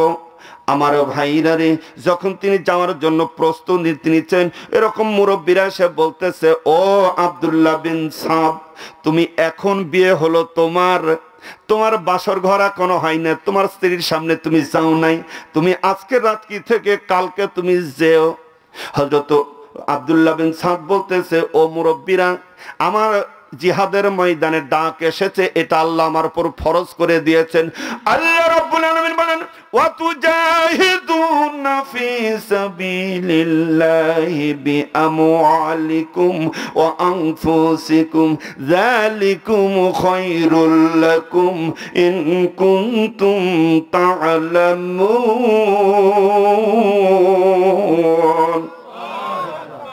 আল্লাহ পাক বলেন, অতুজাহিদুনা ফি সাবিলিল্লাহ, তোমরা আল্লাহর রাস্তায় জিহাদ করো, আল্লাহর জমিনে আল্লাহর দ্বীনকে প্রতিষ্ঠিত করার জন্য তোমরা জিহাদ করো, সংগ্রাম করো, তোমাদের জান এবং মাল দিয়ে, কি দিয়ে? জান এবং মাল দিয়ে জিহাদ করো। এই কথাটা কার? সবাই বলেন কার? আল্লাহর কথা কোরআন শরীফের ভিতরে আসছে।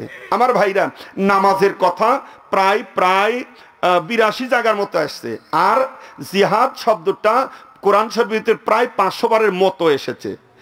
এরকম এতবার আমরা এক শ্রেণীর মানুষ আছে, জিহাদ নাম শুনলে ওর জান কাঁপে ওটা, মনে হয় এখনই মনে হয় মারামারি করতে আসলো, এখনই মনে হয় কোবাইতে আসলো। আসলে তা না, ভুল বুঝবেন না। জিহাদ শব্দের এটা আরবি শব্দ, এর বাংলা হলো চেষ্টা চালানো, প্রচেষ্টা চালানো, চেষ্টা করা। আমার ভাইরা রে, যে কোনো কিছু করার চেষ্টা করা, এটাই হলো জিহাদ। অথচ আমরা ভুল বুঝি, জিহাদের নাম বলে আরে বাবা রে বাবা, এই হুজুর এসে জিহাদ করলো। এই মিয়া, কোরআনের কথা বলতে হবে না? কোরআনে যেহেতু জিহাদ আছে, যদি আপনার সহ্য না হয় তাহলে যেখানে যেখানে আছে কোনো ফ্লুট দিয়ে মুছে দেন, যদি ক্ষমতা থাকে। আল্লাহ বলেছে, আল্লাহর এই শব্দ শুনলে আপনার মনে কেন খারাপ লাগবে? জিহাদ তো সেই জিনিস, এরকম করে বোঝানো হয়েছে, একটা ছেলেকে বাঘে ধরেছে, বাঘ ধরে একদিকে টানতেছে আর ওর আব্বা ধরে আরেক দিক বাঁচানোর জন্য টানতেছে। বাঘ ধরে তাকে খাবে, খেয়ে ফেলবে, ধ্বংস করার জন্য টানে, আর বাবা তাকে বাঁচানোর জন্য চেষ্টা করে। এই যে দুইজনের দুই পক্ষের যে একটা চেষ্টা, এটার নাম হলো জিহাদ। আমার ভাইরা, জমিনের উপর আল্লাহর কোরআন আছে, এই কোরআনকে প্রতিষ্ঠিত করার জন্য, এই কোরআনের হুকমত চালু করার জন্য এক শ্রেণীর মানুষ, আল্লাহওয়ালা মানুষ, কোরআনওয়ালা মানুষ, তারা চেষ্টা করবে এই কোরআনকে প্রতিষ্ঠিত করে কোরআনী সমাজ করার জন্য, কোরআনী রাষ্ট্র করার জন্য। আর এক শ্রেণী চেষ্টা করবে এটা কোনো অবস্থায় যেন এটা না হয়, এটা কিভাবে রহিত করা যায়, এটা কিভাবে উৎখাত করা যায়, এই চেষ্টা তার করবে। এই যে দুজনের যে চেষ্টা, যারা জমিনের উপরে এই কোরআনের হুকমতকে প্রতিষ্ঠিত করার চেষ্টা করলেন, কোরআনের ভাষা বলে এটা হলো জিহাদ করা। সুবহানাল্লাহ। আমার ভাইরা, এই কাজটা করতে গেলে উপকার কি হবে? এই কাজটা যারা করবে, আল্লাহর কোরআনকে জমিনের উপরে যারা প্রতিষ্ঠিত করার চেষ্টা করবে, আমার আল্লাহ তাদের ব্যাপারে জানায় দিলেন, যারা এই কাজটা করবে তাদের জন্য দুটা পুরস্কার হবে, নাসরুম মিনাল্লাহি ওয়া ফাতহুন করিব। এক নাম্বার উপকার হলো জমিনের উপরে আল্লাহর সাহায্য, তোমার কাছে আল্লাহর সাহায্য আসবে এবং আল্লাহ বিজয় দান করবেন। সুবহানাল্লাহ। আল্লাহর সাহায্য আমাদের দরকার আছে কি নাই? পরিষ্কার করে বলেন, যদি না থাকে তাও বলেন, অসুবিধা না, আপনার কেউ ধরবে না, বলবে না, নিষেধ করবে না, কিন্তু আমরা সাহায্য নেব কার? আল্লাহর সাহায্য দরকার, কারণ আল্লাহ তো সব জায়গায় আপনাকে সাহায্য করতে পারে। আপনার বাবা, আপনার মা, ভাই বোন, আত্মীয় স্বজন, আপনার গোষ্ঠীর লোকজন, আত্মীয় স্বজন সব আপনাকে সাহায্য করতে পারে যে কদিন আপনার জীবন আছে, এই কদিন।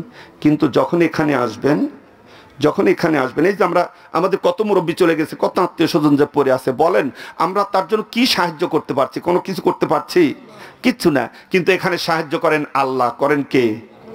যে আল্লাহ রাব্বুল আলামিন। দুনিয়ার মালিক ওই, কবরের মালিক আল্লাহ, ওই হাসরের মালিক আল্লাহ, জান্নাত জাহান্নামের মালিক আল্লাহ। আমার ভাই জানেরে, এই জন্য আল্লাহর সাহায্য সব জায়গায় থাকে, আমাদের জন্য আল্লাহর সাহায্য দরকার, ঠিক কিনা? প্রিয় ভাইরা আমার, আর যারা এই কাজ করতে যে দিনকে প্রতিষ্ঠিত করতে গিয়ে যারা মারা যাবে, নিহত হয়ে যাবে, আমার আল্লাহ ওদের ব্যাপারে জানায় দিলেন, ওয়ালা তাকুলু লিমান ইয়াকতালু ফি সাবিলিল্লাহি আমওয়াত বাল আহইয়াউ ওয়ালাকিন লা তাশউরুন। আল্লাহর পথে যারা দিয়ে গেছে প্রাণ, বলেন আল্লাহর পথে যারা দিয়ে গেছে প্রাণ, ওদেরকে তোমরা মৃত বলো না, বলো না মৃত। আল্লাহর পথে যারা দিয়ে গেছে প্রাণ, ওরা জীবিত রে জীবিত। আমার আল্লাহ বলেন বাল আহইয়া ওয়ালাকিন লা তাশউরুন, বরং তারা জীবিত এটা তোমরা বুঝতে পারো না। সুবহানাল্লাহ বললেন কে? আল্লাহ। এই মানুষগুলোকে আল্লাহ রিজিক দেয় কবরের ভিতরে, মরার পরে আল্লাহ পাকের পক্ষ থেকে তাদের কাছে রিজিক যায়। সুবহানাল্লাহ সুবহানাল্লাহ। তারা খেয়ে আরামে ঘুমায়। সুবহানাল্লাহ। কোরআন বলেছে, কথাগুলো কোরআন বলেছে। আমার ভাইরা নেই, এই কোরআনের হুকমত প্রতিষ্ঠিত করতে গিয়ে কেউ যদি মারা যায়, সে যে শহীদ, সে যে জীবিত, আল্লাহ কোরআনে বললেন। এর বাস্তব প্রমাণ পাওয়া গেছে, আমি নিজে শুনেছি। আমার ভাইরা, আজ থেকে বদর ওহুদ ওই ময়দানটা প্রায় ১৫০০ বছর হয়ে পার হয়ে গেছে। আমার ভাই জানারে ১৫০০ বছর পরে সে যখন ওর পাশ দিয়ে রাস্তা কাটতে গিয়ে ওই কুলিরা যখন অনেক নিচে চলে গেছে, মাটি কাটতে কাটতে নিচে চলে গেছে, বাজান রে, ওখানে অনেক নিচে যাওয়ার পরে সেই ওহুদ হোক বদর হোক, যেই শহীদ হয়েছে, কোন একজন শহীদের হাতের উপর কোপ লেগেছে, যেই কোপ লেগেছে সঙ্গে সঙ্গে ওখানে একদম তাজা রক্ত ফিনকি মেরে বের হওয়া শুরু করে দিয়েছে। সুবহানাল্লাহ। ও মুসলমান, যে আল্লাহ ১৫০০ বছর ধরে তাদেরকে জীবিত রেখেছেন, ওই আল্লাহ কি এখনো আছে? কথা বলেন। ও মুসলমানেরা, যে আল্লাহ রাব্বুল আলামিন তাদেরকে ১৫০০ বছর ধরে জীবিত রেখেছেন, ওই আল্লাহ এখনো আছে। আজও যদি আপনি আল্লাহর কোরআনের জন্য, ইসলামের জন্য আপনি যদি জীবন দিতে পারেন, আল্লাহর কোরআনের ওই নির্দেশ অনুযায়ী যদি কাজ করতে পারেন, আপনিও মারা গেলে আল্লাহ আপনাকে জীবিত রাখবে কবরের মধ্যে। জোরে বলেন ঠিক কিনা?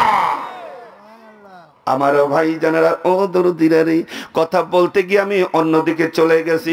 আমার ভাইরা রে, হযরত আব্দুল্লাহ বিন সাদ বলেন, যখন মুরব্বীরা বলতেছি আজকে না আপনি কালকে যাবেন, হযরত আব্দুল্লাহ বিন সাদ বলেন, না, এটা আমার জন্য ফরজ, কারণ আমার আল্লাহর হুকুম এবং আমার নেতার হুকুম। নেতা যেহেতু আহ্বান করেছে, নেতার হুকুম পালন করা এটাও ফরজ। আতিউল্লাহ ওয়া আতিউর রাসূল ওয়া উলিল আমরি মিনকুম। আমার আল্লাহ বলেন, তোমার আল্লাহর আনুগত্য করো, রাসূলের করো, তোমার নেতার করো। সুবহানাল্লাহ। লোকেরা বলতেছে এটাও তো ফরজ। আপনি যে আপনার স্ত্রীর কাছে যাবেন, কথা বলবেন, পরিচয় হবেন, বিয়ে হলে, এগুলো তো হুকুম। বলছে না, এর মধ্যে একটা হুকুম আর ওটার মধ্যে হলো দুটা হুকুম, অতএব আমি যাব। আমার ভাইরা, হযরত আব্দুল্লাহ বিন সাদ একদম প্রস্তুত হয়ে স্ত্রীর ঘরের কাছে চলে গেছে। ঘরের দরজা থেকে একটু আড়ালে দাঁড়িয়ে যখন দাঁড়িয়েছেন, কানে শব্দ আসতেছে, ভিতরে যেন তার স্ত্রী কোরআন তিলাওয়াত করতেছে। সুবহানাল্লাহ। ও মুসলমান, আজকে বিয়ে হলো, বাসর রাত্রিতে বউ বসে বসে কোরআন তিলাওয়াত করতেছে। তাহলে চিন্তা করেন, স্বামীও যেমন বউও তেমন, স্বামীও যেমন বউও তেমন। এদিকে স্বামী আল্লাহর কোরআনের ডাকে চলে যাবে, আর স্ত্রী তো বসে কোরআন তিলাওয়াত করতেছে। আল্লাহু আকবার। আর আমরাও যেমন, আমার এগুলো হয়ও ওই রকম। আমার ভাই জানেন, পাশে দাঁড়িয়ে হযরতে আব্দুল্লাহ বিন সাদ বলে, স্ত্রী রে, একটু সময়ের জন্য কোরআন তিলাওয়াত বন্ধ করো, আমার দুটা কথা শোনো। কোরআন তিলাওয়াত বন্ধ করা হলো। হযরতে আব্দুল্লাহ বিন সাদ বলতেছে, স্ত্রী রে, আমি তোমার স্বামী আব্দুল্লাহ বিন সাদ। ও স্ত্রী রে, কিছুক্ষণ আগে তোমার সঙ্গে আমার বিয়ে হলো, কিন্তু আমি থাকতে পারছি না, আমাকে হবে, আমি তোমার কাছে বিদায় নিতে এসেছি। ও স্ত্রী রে, এখনই তোমার সঙ্গে আমার বিয়ে হলো, আমি তোমার কোনো হক আদায় করতে পারি নাই, আমি তোমার কোনো দায়িত্ব পালন করতে পারি নাই, তুমি আল্লাহর রাস্তায় আমারে ক্ষমা করে দিও, আমি চলে যাচ্ছি। স্ত্রী ভিতর থেকে বলতেছে, স্বামী গো, একটু দয়া করে আপনি আমার ঘরের ভিতরে আসেন, একটু আসেন। স্বামী বাহির থেকে বলতেছে, না রে না না না, আমি যদি তোমার কাছে যাই তোমার সঙ্গে প্রেম নিবেদন হবে, তোমার সাথে মায়া মহব্বত সৃষ্টি হয়ে যাবে, আমি আল্লাহর কোরআনের ডাকে যেতে পারবো না। স্ত্রী বলতেছে, ও স্বামী গো, আল্লাহর কসম করে বলি আমি আপনাকে প্রেম নিবেদন করার জন্য ডাকছি না, আমি এই জন্য ডাকি, আমি শুনেছি এই নগরের ভিতরে আপনার সুন্দর একটা যুবক নাম শুনেছি, চোখে কোনোদিন দেখি নাই, আপনার সঙ্গে আমার বিয়ে হয়েছে, আপনি যদি জিহাদের ময়দানে গিয়ে শহীদ হয়ে যান, ও স্বামী গো, কিয়ামতের ময়দানে যেন আমার স্বামী বলে আমি আপনাকে চিনে নিতে পারি, এই জন্য আপনার চেহারা মোবারক খানে এক ঝলক দেখার জন্য আপনার ঘরে ডাকি। স্বামী বলতেছে, স্ত্রী রে, আল্লাহ যদি আমাকে শহীদ করে দেয় তাহলে কিয়ামতের ময়দানে জান্নাতের সিঁড়িতে আল্লাহ তোমার আমার পরিচয় করে দিবে। সুবহানাল্লাহ। আর জোরে বলি সুবহানাল্লাহ। সুবহানার ভোল্টেজ একটু বাড়ানো দরকার, যদি ভোল্টেজ বাড়ান তাহলে কি হবে, আশেপাশে যারা একটু আছে সুবহানাল্লাহ আলহামদুলিল্লাহ মারহাবা এগুলো জোরে জোরে বললে একটু উপকার হয়, একদিকে সওয়াব হয়, আর একদিকে যারা আসে নাই, কিছু কিছু পার্টি আছে না, ঘরে থেকেই শুনবো, ঘরে থেকেই কিছুক্ষণ পর তো গেছে গা, জোরে জোরে মারহাবা লাগবে, ও ঘরের ভিতর থেকে লাফা উঠবে, কি হলো এ কি হলো, ওর খালি জ্বর চমকা ববি জ্বর চমকা, আমরা কষ্ট করে বসে থাকবো আর ওরে খালি ঘুমাতে দেবো না, একটু জোরে জোরে মারবেন, ওরে ঘুম আরাম হয়ে যাবে। আমার ভাইরা, আমার দরদিরা, যেই কথাটা আমি বলতেছিলাম, রাত্রি গভীর হয়ে যাচ্ছে এবং কথাটা এই জন্য আমি তাড়াতাড়ি আপনাদের শেষ করার চেষ্টা করছি। আমার ভাইরা, হযরত আব্দুল্লাহ বিন সাদ বলেন, আল্লাহ রাব্বুল আলামিন তোমাকে আমাকে জান্নাতের সিঁড়িতে পরিচয় করে দিবে। স্ত্রী গো, তোমাকে সালাম করে আমি চলে গেলাম জিহাদের ময়দানে। আমার ভাইরা, স্বামী চলে গেল জিহাদের ময়দানে। মহিলা বলতেছে, কোন মহিলা? ওই যে মহিলা স্ত্রী। কার কাছে বলতেছে? হযরত ওমরের কাছে বলতেছে। স্বামী পথিক হযরত ওমর, প্রেসিডেন্ট হযরত ওমর আমার স্বামীকে যখন হুকুম করেছে, তিনি চলে গেছেন। 2 মাস চলে গেল। 2 মাসের ভিতর খবর পেয়ে গেলাম আমার স্বামী, যে মুসলমানরা জিহাদের ময়দানে গিয়েছিল, তারা বিজয়ী হয়েছে, আল্লাহ তাদের সাহায্য করেছে, তারা বিজয় হয়েছে। আমি মনে মনে চিন্তা করলাম, আমার স্বামী তো বাড়িতে আসবে। আমি নিজেকে সাজগুজ করলাম, মনে মনে খুশি হয়ে গেলাম যে আমার স্বামী আসবে, আমার স্বামীর সঙ্গে দেখা হবে, আমার মনের ভিতরে খুশি। কিন্তু না, আবার খবর পেয়ে গেলাম হযরত ওমর রাদিয়াল্লাহু তাদেরকে ওখান থেকে আবার আরেকটা অভিযানে পাঠিয়েছেন। ও পথিক, আবার 2 মাস হয়ে গেল, 2 মাস চলে গেল, আমার স্বামীর ব্যাপারে খবর আসলো, আবার তারা বিজয় হয়েছেন। সুবহানাল্লাহ, বিজয় হয়েছেন। এবার তিনি বাড়িতে আসবেন, আমার মনের ভিতরে আমি খুশি খুশি ভাব। বাড়ি ঘরগুলো রেডি করেছি, পরিষ্কার পরিচ্ছন্ন করেছি, বিছানাপাতিগুলো সুন্দর করেছি। আমার ভাইরা, এই জন্য ও আমার মহিলারা, আম্মা জানেরা, এই জন্য কোন স্ত্রী তার স্বামীর জন্য যদি নিজেকে সাজগোজ করে তাহলে জায়েজ না? না জায়েজ?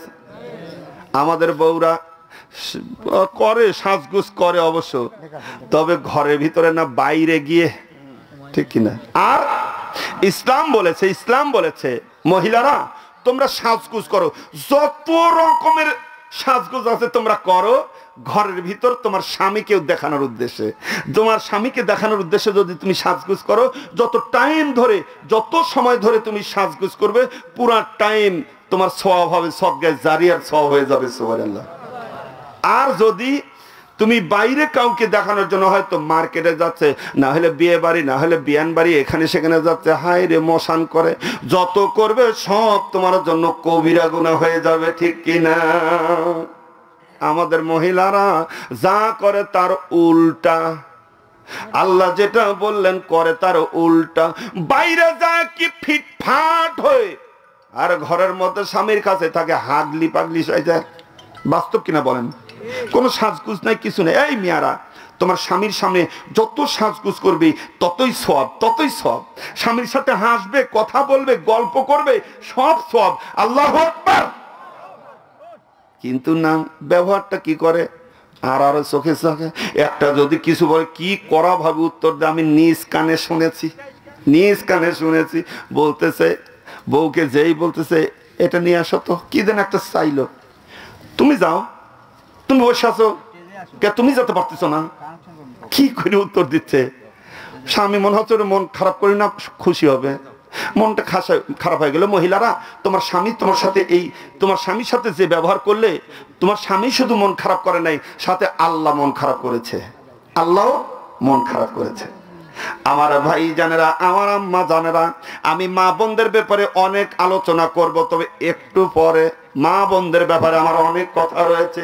কথার ভিতর মনে হচ্ছে আমি মহিলার বিপক্ষে বলবো না, আজ সব ওয়াজ করে মহিলার পক্ষে করব, পক্ষে। আমার ভাইরানি, মহিলা বলতে চায় পথিক, ও পথিক গো, 2 মাস করে চলে গেল। কয় মাস হলো? 4 মাস চলে গেছে। এরপরে আমার স্বামী আসবে, বাড়িতে আসবে, আমি অপেক্ষায় আছি। কিন্তু আবার খবর এসে গেছে, হযরত ওমর, প্রেসিডেন্ট হযরত ওমর আমিরুল মুমিনিন, তিনি আবার তাদেরকে ওখান থেকে আরেকটা অভিযানে পাঠিয়েছে। অপথিজ্ঞ আবারও প্রায় 2 মাস হতে যাচ্ছে। মোট দিয়ে কত দিক চলে গেল? প্রায় 6 মাস হতে যাচ্ছে। অপথিক, আমার সেই স্বামীর কথা আমার মনে পড়ে যায়। পথিজ্ঞ, স্বামীর কথা আমার মনে পড়ে গেছে। আমি মনে মনে ভাবি কখন আমার স্বামী আসবে।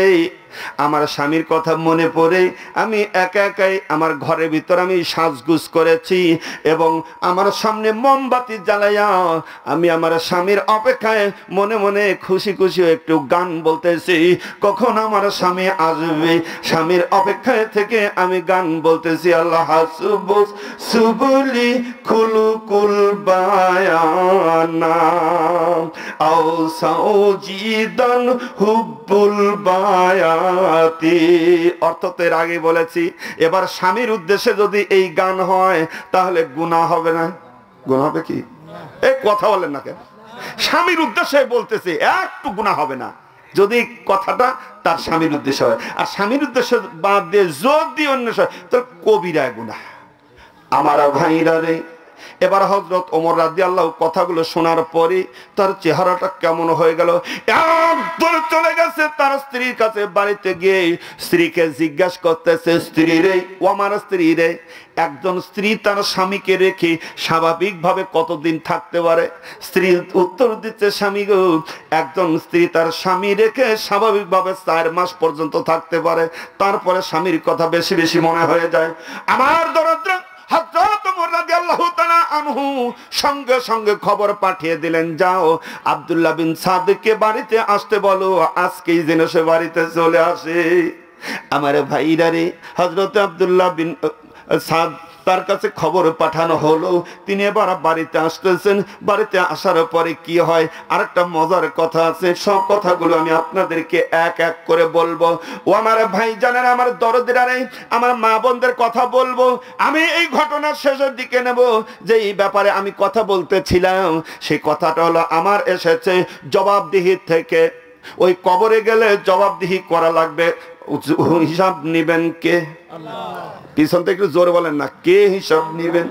আল্লাহ হিসাব নিবেন, আল্লাহ আপনাকে জবাবদিহি করবেন। তবে যেই কাজটা, যেই সম্পদটা আপনি আল্লাহর রাস্তায় ব্যয় করবেন, ওই সম্পদের আল্লাহ হিসাব নেবেন না। যেই জিনিসটা খেয়ে আল্লাহর প্রশংসা করবেন আপনি, ওই জিনিসটা খাওয়ার পরে, আল্লাহর প্রশংসা করার পরে আল্লাহ রাব্বুল আলামিন ওই জিনিসের উপরে আর হিসাব নেবেন না। সুবহানাল্লাহ। আর যেই কাজটা করার পরে, খাওয়ার পরে আপনার মুখ দিয়ে আল্লাহর প্রশংসা বের হলো না, ওইটার উপরে আমার আল্লাহ আপনাকে হিসাব নেবে। সুম্মা লা তুসআলুনা ইয়াওমা ইযিন আনিন নাঈম। আল্লাহ পাক বলেন, অবশ্যই আমি সুম্মা অতবার লা তুসআলুনা, অবশ্যই আমি প্রশ্ন করব, আমি জিজ্ঞাসা করব, অবশ্যই আমি জবাবদিহিতা করব আমার নিয়ামত সম্পর্কে। যে নিয়ামত আমি দিয়েছি, আমার ভাইরা, নিয়ামতগুলো দিয়েছেন কে? আল্লাহ। এই আপনার যে তাকায় আছেন, ওই চোখগুলো কে দিয়েছেন? শোনা, আমার আল্লাহ দিয়েছেন, আমার আল্লাহ দিয়েছেন। আপনি জানেন না এই চোখের কত মর্যাদা? বনপাড়া বাস স্ট্যান্ডে ওখানে একটা ফকির আছে, অন্ধ তো, ও ভিক্ষার সময় বলে, বাবা এই দুনিয়াটা আমার কাছে অন্ধকার কবরের মতো, মানে সে কিছুই দেখতে পায় না। যারা অন্ধ যারা জানে, তারা জানে যে এই চোখের কত মর্যাদা, কত দাম। আপনি আমি তো বুঝি না, আপনি আমি তো জানি না। আপনাকে আল্লাহ চোখ দিল, নাক দিল, মুখ দিল, কান দিল শোনার জন্য। সব যেদিকে তাকাবে সেই দিকে আল্লাহর নিয়ামতে ভরপুর। সুবহানাল্লাহ। আপনি অন্যদিকে তাকাবেন, এই যে ফুল ফল গুলো দিয়ে সুশোভিত করে দিয়েছেন কে? কার জন্য এগুলো দিয়েছেন? আপনি ওই আল্লাহর খান, আল্লাহর খাবেন, আর ওই আল্লাহর প্রশংসা করবেন। এই হুকুমটা আমার আল্লাহ দিয়েছেন, কুলু মিন তাইয়্যিবাতি মা রাযাকনাকুম। আমার আল্লাহ বলেন তোমরা খাও আল্লাহর দেওয়া পবিত্র এই রিজিক থেকে পবিত্র বস্তু খাও। কি বস্তু? কি বস্তু? কি বস্তু খাওয়া লাগবে? পবিত্র। কোরআনের একটা পক্ষে একটু কথা বলবেন, তাও কি পবিত্র, মানে আরেকটু ধীরে বল, কেউ শুনে ফেলবি। আল্লাহ বলেন খাও, খাও, তাইয়্যিবান, পবিত্র জিনিস থেকে খাও। বলবো কি করে জোরে? যাই যে খায় তারই খায়। খাচ্ছে সোয়ানি, খাচ্ছে এটা ওটা, এত কিছু আল্লাহ দিল, এত সুন্দর নিয়ামত, তারপরে যায় সোয়ানি খায়, যায় তারই খায়। তার সে গয়হ সুখাগা। আমি ওসব বলে উচ্চারণ করিনি। আমার ভাইরা বলতেছিলাম, রে সোনা, তোমাকে আসতে হবে এই কবরের মধ্যে। এখানে আসলে আল্লাহর কাছে তোমার জবাবদিহিতা করা লাগবে। আল্লাহর এই নিয়ামত সম্পর্কে আল্লাহ প্রশ্ন করবে, কি আমল করে গেলে, এই জন্য তোমাকে প্রশ্ন করবে। ও আমার দরদিরা রে, একটু চিন্তা করেন সোনা, আপনার আব্বা ছিল, মা ছিল রে, কতজন ছিল, ওই মানুষগুলো কোথায় গেল? ওই মানুষগুলো এসে পড়ে আছে, তাকায় দেখেন অসহায়ের মতো পড়ে আছে। এরকম আছে কি নাই? ওমার ভাই জান নাই, কতজন চিল্লাচিল্লি করলো, কত কান্নাকাটি করলো, কত কান্নাকাটি করলো। যতই কান্না করেন ওই ব্যক্তি কিন্তু আর ফিরে আসে না। আপনিও যখন চলে যাবেন, আপনার ব্যাপারে মানুষ কিছুক্ষণ কান্নাকাটি করবে। কান্নাকাটি করার পরে কয়েকদিন পর কিন্তু সেও ভুলে যাবে। আমার ভাইরা, আমার এলাকার এক ভাই সেদিন বলতেছে যে বাবা যখন মারা যায়, পরের দিন, ওই দিন থেকে বেটা নামাজ ধরে, নামাজ ধরে, একবার মসজিদে নামাজ পড়তেছে নিয়মিত। এরপরে ব্যাপার দেওয়ার জন্য তারিখ করেছে, ব্যাপার দেওয়া, ব্যাপার তো বুঝেনি সব, ব্যাপার দেওয়ার জন্য তারিখ করেছে অমুক দিন। যদিও দিন করে দান করা লাগবে এটা কোনো বিধান নেই। অমুক দিন দিন করে সব সময় আল্লাহ রাস্তায় দান করবেন। যে কোনো সময় নাই, দুপুর নাই, রাত নাই, যখন খুশি, যখন আপনি সুযোগ পাবেন তখনই আব্বা আম্মার জন্য দান করবেন। কিন্তু আমরা রেওয়াজ করে নিচ্ছি দিন করে অমুক দিন 40-এ করা লাগবে। 40-এর দিন কি করা লাগবে? রুটি বানায় বানায় দেওয়া লাগবে না? এইসব কুসংস্কার বাদ দিতে হবে। এগুলো কুসংস্কার। আপনি যে কোনো দিন দেন, যে কোনো সময় দেন, এটা ভালো কথা।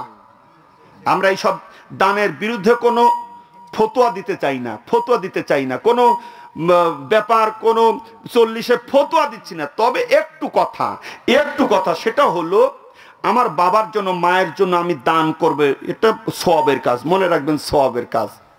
আমরা ব্যাপার দিচ্ছি, এটাও সওয়াবের কাজ।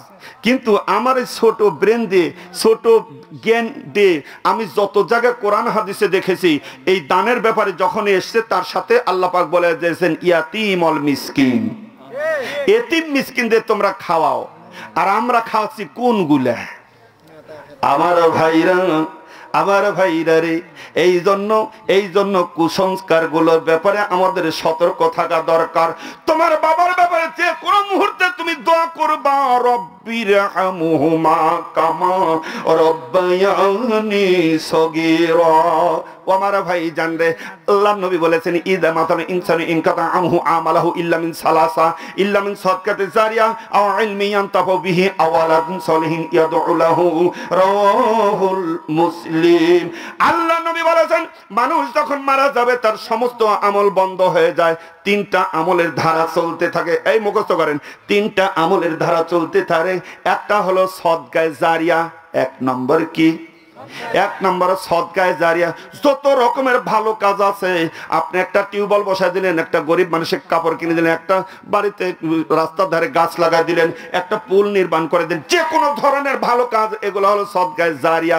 আমার ভাইরা, যতদিন পর্যন্ত এই কাজটা চলতে থাকবে ততদিন পর্যন্ত আপনার কবরেও সওয়াব যেতে থাকবে। সুবহানাল্লাহ।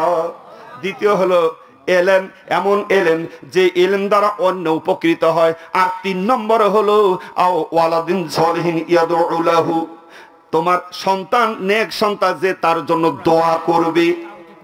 এই দেখেন, খেয়াল করেন, বাবা মার জন্য দোয়া করার কথা বলছি। আচ্ছা, দোয়া করবে, দোয়া করবে এখানে। আর আমরা করি কি বললাম না, যে ওই দিন যখন আসবে তখন সেই দিন পর্যন্ত তার 3-4 দিন আগে থেকে নামাজ বাদ হয়ে যায়। কারণ হলো ওই বাজার টাজার এটা ওটা করবে, এই নিয়ে ব্যস্ত হয়ে যায়।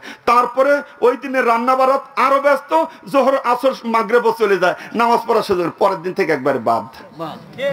মনে রাখবেন, মনে রাখবেন, আপনি যত যা কিছু করেন, আপনার দোয়াটা পিতামাতার জন্য সবচেয়ে উত্তম।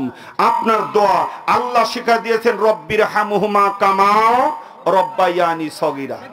আমার ভাইরা, এগুলো করতে যাই।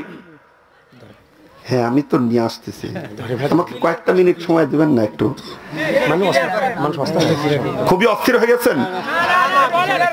অস্থির শ্রোতারা হয়েছে না আমরা অস্থির হয়েছে? তাহলে একটু, আমি তো শ্রোতার অবস্থা দেখতেছি, আমি তো বলবো, এবং সব কিছু আমার ব্রেনে আছে। একটু জিকির করি, লা ইলাহা ইল্লাল্লাহ, লা ইলাহা ইল্লাল্লাহু মুহাম্মাদুর রাসূলুল্লাহ সাল্লাল্লাহু আলাইহি সাল্লাম। আমার এই কথাগুলো কিছু কথা এই জন্য বলা দরকার, কিছু কথা বলা এই জন্য দরকার যে অনেক সময় এখন অনেক সময় সওয়াব করতে যায় গুনাহ করে ফেলি। এই ভাই, একটা জবাব দেন আমার। এই যে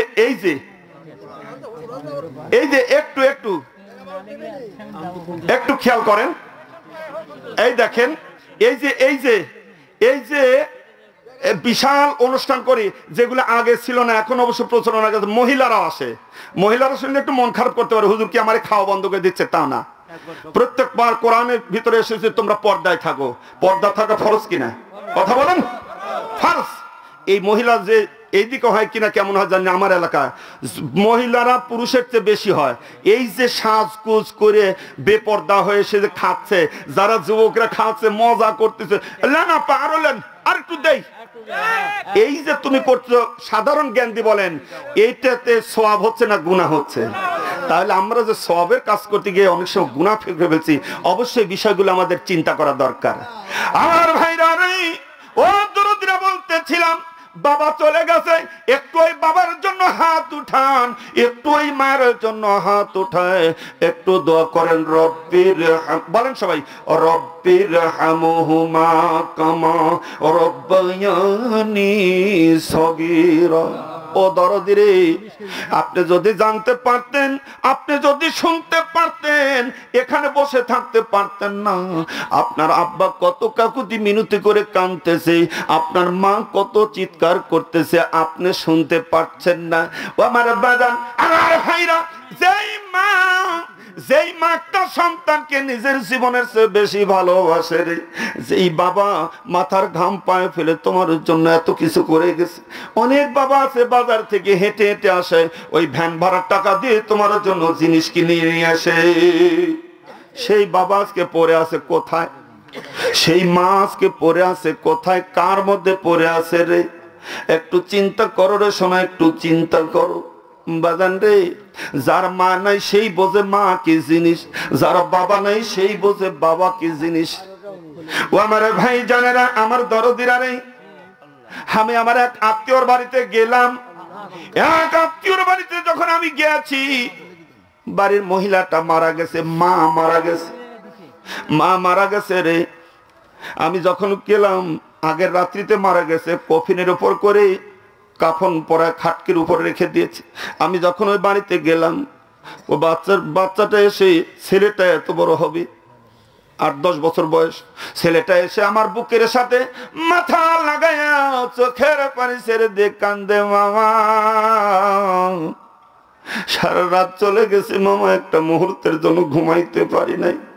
ও মামা, সারাটা রাত গেছে, একটু কিছু খেতে পারি নাই মামা। আমি যখনই আমার মায়ের কফিনের দিকে তাকাই, আবার চোখে ঘুম আসে না মামা, আমার পেটে কোনো ক্ষুধা থাকে না মামা।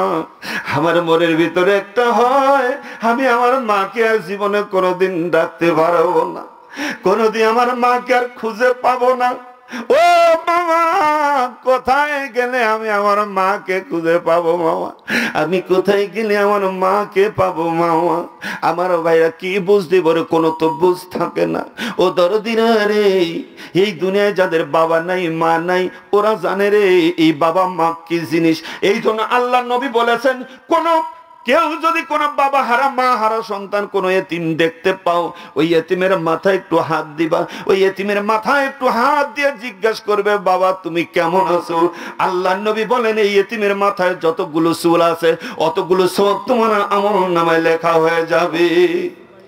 ও আমার ভাই জানেরা, একটু খেয়াল করেন রে দরদি, আমার নবী কেন এতিমদের ব্যাপারে এরকম করে বললেন, কেন এরকম ফজিলত করে বললেন?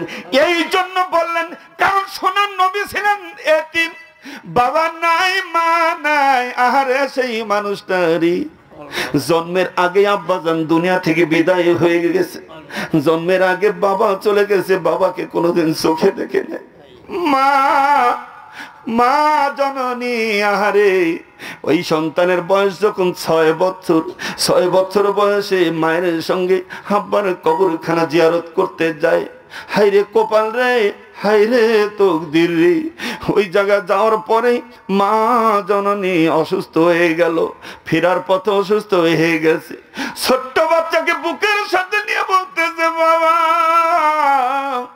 ও বাবা রে, আমি বুঝি বাঁচবো না রে বেটা, আমি বুঝি বাঁচবো না। ছোট্ট বাচ্চা নবী আমার কান্দে, চোখের পানি ছেড়ে দিয়ে কান্দে, ও মা আমার আব্বা নাই, মা আমার আব্বা নাই, আমি তুমি যদি চলে যাও মা আমি কার কাছে থাকবো? আমার ভাই জানলি, মা জননী দুনিয়া থেকে বিদায় হয়ে চলে গেল। আমি সংক্ষিপ্ত ভাবে জানাই আমার ভাইরা, ওই সন্তানকে যখন নবীকে যখন বাড়িতে নিয়ে আসা হলো, দাদা আব্দুল মোতালেবের কাছে তারে শোয়ায় রাখে। ছোট্ট বাচ্চারে 6 বছরের শিশু দাদার কাছে শুয়ে থেকে মা করে কান্দে। দাদা আব্দুল মোত্তালিব বলতেছে, ও দাদু ভাই, তোমার কান্নার শব্দের কারণে যে আমার ঘুম আসতেছে না। সঙ্গে সঙ্গে কান্না থামে গেছে, আর কোনো শব্দ নাই। দাদা আব্দুল মোত্তালিব বলেন, গভীর রাত্রিতে আমি ঘুম থেকে জাগা পাইলাম, কেমন যেন একটা ফস ফস করা আমার শব্দ কানে আসতেছে। চোখটা মেলে দেখি রে, ছোট্ট বাচ্চা 6 বছরের শিশু, কেমন যেন বুকের ভিতরে থেকে ফস ফস করা শব্দ বেরো হচ্ছে, আর দুটা চোখ বে পানি পরে পরে বুকটা ভিজে যাচ্ছে। জিজ্ঞেস করলাম, দাদু ভাই রে তুমি কি ঘুমাও নাই রে? দাদু ভাই তুমি কি ঘুমাও না? ছোট্ট বাচ্চা কান্দে, দাদা কেমনে ঘুমাবো দাদা, আমি কেমনে ঘুমাবো দাদা, আমি কেমনে ঘুমাবো? ও দাদা, যখন তুমি বলেছো আমার কান্নার শব্দের কারণে আমার ঘুম আসতেছে না, সঙ্গে সঙ্গে আমার চোখে মুখের কান্না থামিয়ে দিয়েছি দাদা, কিন্তু আমার কলিজা যে মানে না, আমার কলিজা মানে না দাদা, আমার কলিজার মধ্যে শুধু আমার মা, শুধু আমার মা, শুধু আমার মা। ও দাদা, কোথায় গেলে আমার সোনার মায়ের মুখখানা আমি একটু দেখতে পাবো দাদা? আবার ভাই জানলি, দাদা আব্দুল মোত্তালিব হাউ মাউ করে কেঁদে ফেলেছে। ও দাদু ভাই রে, তোমারে আর থামতে বলবো না রে দাদু ভাই, তোমারে থামতে বলবো না। আমার ভাই জানলি, সকাল হয়ে গেল, দাদা আব্দুল মোত্তালিব ছোট্ট বাচ্চাদের ডাকে, রে মক্কারা বাচ্চারা আসো আসো আসো, আমার মোহাম্মদের সাথে একটু খেলা করো। খেলা পাইলে বুঝি ছোট্ট বাচ্চা মায়ের কথা ভুলে যাবে। সব বাচ্চারা খেলা করে, ছোট্ট বাচ্চা নবী আমার শুধু তাকায় তাকায় দেখে। খেলা শেষ হয়ে গেল, যার যার আব্বা সে ধুলাবালি মুছাইতে মুছাইতে আদর করতে করতে নিয়ে যায়। ছোট্ট মানুষ রে, 6 বছরের শিশুরে দাঁড়ায় তাকে একটা মানুষ নাই তাকে নেওয়ার মতো। আমার ভাই জান রে, কিছু দূর পাহাড়ের কাছে বসে কান্দে। ওই রাস্তা দিয়ে আবু জেহেল যায়। আবু জেহেল জিজ্ঞেস করতেছে, মোহাম্মদ কাঁদো কেন? ছোট্ট বাচ্চা বলতেছে, চাচা আমার আব্বা কোথায়, আমি আমার আব্বার কাছে যাব। সবার আব্বা আছে, সবাইকে আদর করে নিয়ে গেল, আমার আব্বা কোথায়, আমি আমার আব্বার কাছে যাব। আবু জেহেল বলতেছে, কেঁদে লাভ হবে না বাবা, আসো আমি তোমারে বাড়িতে পৌঁছায় দেই। আমার ভাইরা ছোট্ট বাচ্চাকে এবার উটের পিছনে বসায় দিয়েছে, সামনে আবু জেহেল বসে, উটকে খেদায় আর তো উট নড়ে না। এই যে মারের পর মার দেয়, রক্ত ঝরতে শুরু করছে, তারপরেও উট নড়ে না। উট আল্লাহর কাছে ফরিয়াদ করে জানায়, আল্লাহ ও আল্লাহ, একটা মুহূর্তের জন্য একটু জবানটা খুলে দাও আল্লাহ, তোমার নবীর পরিচয় এটা আমি আবু জেহেলকে দিয়ে দেব। আমার ভাই জানলি আল্লাহ উটকে জবানটা খুলে দিলেন। উট বলতেছে, রে আবু জেহেল, সেই মানুষটাকে তুমি পিছনে বসায় দিয়েছো, এটা দুনিয়ার সাধারণ কোন মানুষ নেই রে, সাধারণ কোন মানুষ নাই, এটা হলো বিশ্বনবী জনাবে মুহাম্মদুর রাসূলুল্লাহ সাল্লাল্লাহু আলাইহি ওয়াসাল্লাম। আবু জেহেল, যতক্ষণ পর্যন্ত তুমি সম্মান করে তারে সামনে না বসাবে, আমি উট মারা গেলেও একটা ধাপ দেব না। সুবহানাল্লাহ, আর বলে সুবহানাল্লাহ। আবার ভাই জানবে যেই মানুষটার ব্যাপারে আল্লাহ বলেন, ওয়ামা আরসালনাকা ইল্লা রাহমাতাল লিল আলামিন। ও আমার ভাই জানেরা, দরদ রে, কি বলবো রে, মা হারা সন্তান, বাবা হারা সন্তান, তাদের মুখের দিকে, চেহারার দিকে তাকায় দেখবেন কেমন লাগে। আমি অনেক দেখেছি। আমার গ্রামে একটা মহিলা মারা গেছে, দুটা বাচ্চা আমি যখন নিয়ে দোয়া করতেছিলাম, দুটা বাচ্চা ফোঁপায় ফোঁপায় কান্দে। আমার ভাই জানবে কি বলবো রে, আমি কি বলবো রে। কয়েকদিন আগে আমি একটা দৃশ্য দেখেছি, এটা ফেসবুকের ভিতরে দেখলাম। ছোট্ট একটা মেয়ে, এই ছোট্ট মেয়ের চুলগুলো একটু বড় বড়। আহারে, সৎ মা, অর্থাৎ নিজের মা মারা গেছে, সৎ মা ওই চুলগুলো ধরি এমন ভাবে পিটাচ্ছে, স্যান্ডেল দিয়ে হাত দিয়ে পিটাচ্ছে। ছোট্ট বাচ্চা মা মা করে কাঁদতেছে, দেখে যেন আমার কলিজায় আঘাত লেগে গেল। আমি এই দৃশ্য দেখতে পারি না রে, মায়ের জন্য কাঁদতেছে মা হারা সন্তান রে। আজকে নিজের মা থাকলে ওই সন্তানকে দৌড়ে কোলে নিত রে, একটু যদি কান্নার শব্দ করে মা জননী থামতে পারে না, মা ধরে এসে কোলে দেয়। আর যখন ওই সন্তানের মা মারা যায়, এই সন্তানটা যখন সৎ মায়ের কাছে ভরে যায়, ওই সন্তানের কি যে কষ্ট রে, কি যে ব্যথা জানাই হয়েছে তারাই ভালোবাসে। আমার ভাই জান, কত দৃশ্য দেখবো রে।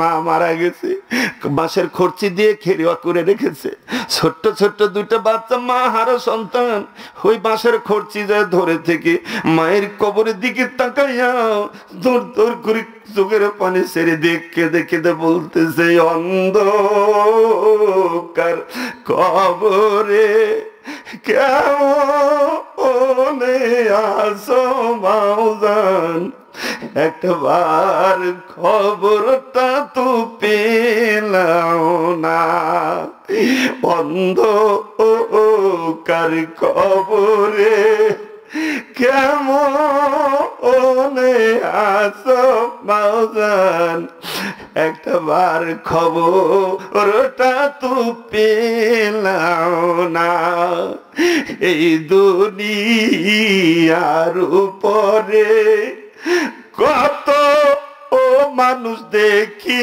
মাওজান, এই দুনিয়ার উপরে কত মানুষ দেখি মাওজান, তোমার সোনা মুখ খানা চোখে পড়ে না,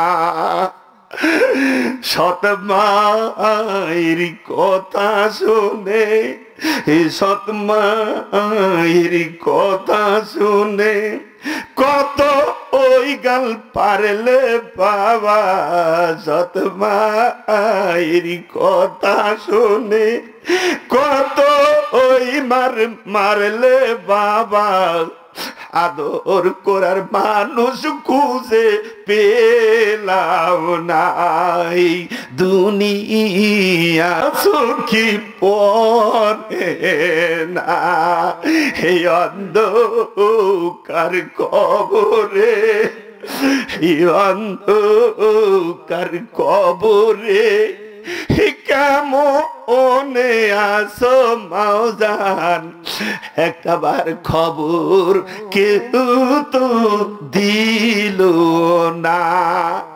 আমার ভাইজান রে,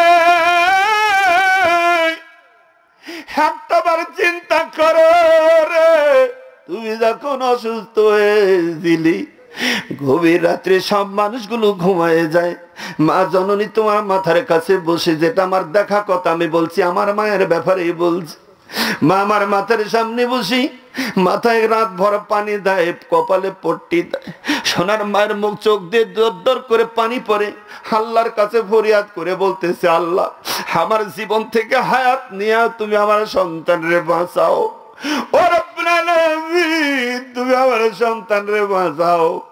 আমার ভাইরারি, আমার আরেকজন মহিলারে সন্তান মারা গেছে রে, পানিতে ডুবে মারা গেছে। ওই মা জানি পাগলের মতো হয়ে এরকম করে ওড়না ধরে আল্লাহর কাছে ডাকে, বলে আল্লাহ ও আল্লাহ, আমার যা আছে বাড়ি ঘর সব সম্পদ সব তুমি নিয়ে নাও, আল্লাহ আমার কলিজার সন্তানকে তুমি ফিরায় দাও, আল্লাহ গো আমার সন্তান নিয়ে আমি দূরে যা ভিক্ষা করে করে খাবো, ও রব্বুল আলামিন তারপরে তুমি আমার সন্তানকে ফিরায় দাও রে আল্লাহ। ও আমার ভাইরা জানেন না, কত সন্তান মারা যায়, মা পাগল হয়ে যায়, মা এখনো পাগল হয়ে গেছে, আমার দেখা মতে এরকম আছে, মা এখনো পাগল। এ সন্তানরা, তোমাদের জন্য তোমার মা পাগল হয়, আর তুমি সন্তান ওই মায়ের কথা একবার মনে পড়ে না। তাকাওরে দেখো, তোমার মায়ের বুকের উপর মাটি গুলো চাপা পড়ে আছি, বাবার বুকের উপরে চাপা পড়ে গেছি, বাঁশের খাবাজি গুলো মুখের ভিতরে এদিক ওদিক দিয়ে ঢুকে গেছে, একটাবার চিৎকারও করতে পারতেছে না, একটাবার তোমাকে ডাকবে সে শক্তিও নাই রে। একটু ওই মা বাবার জন্য একটু দোয়া করো, রব্বিরহামহুমা কামা রব্বায়ানি সগীরা। ও সন্তান রে, আর একটু ওই মায়ের জন্য বাবার জন্য আল্লাহর রাস্তায় ব্যয় করো, একটু দান সদকা করো রে সোনা, এটা তোমার মায়ের জন্য, এটা তোমার বাবার জন্য, আল্লাহ হয়তো কবুল করলে এটা নাজাতের ওসিলা বানায় দেবে। আমার ভাইজান রে, আমার সামনে কোনো অনেক আলোচনা রয়েছে, আমি আপনাদের কাছে একটু কয়েকটা মিনিট সময় নেই রে সোনা। আমার কোন ভাই আছেন, আল্লাহর কোন বান্দা আছেন, ওই মায়ের জন্য বাবার জন্য 10,000 টাকা আল্লাহর রাস্তায় দান করবেন? আমি গুনাহগার, এতগুলো মানুষ নেই যে পিছনে আমার হাজী সাহেবরা বসে আছে, আলেম ওলামা রয়েছে, আমরা তাদেরকে নিয়ে একটু জান ভরে দোয়া করবো রে সোনা। কোন মানুষটা আছেন ওই মায়ের কথা বাবার কথা মনে করে 10,000 টাকা নগদ অথবা বাকি দিবেন, আমি একটু একটা জান ভরে দোয়া করব। দেখে যান, আপনার বাবা লক্ষ লক্ষ কোটি কোটির সম্পদ আপনার রেখে গেছে, আপনার মা এত পরিশ্রম করি সব কিছু করে আপনার জন্য রেখে গেছে, আর মায়ের জন্য আপনি দেবেন না?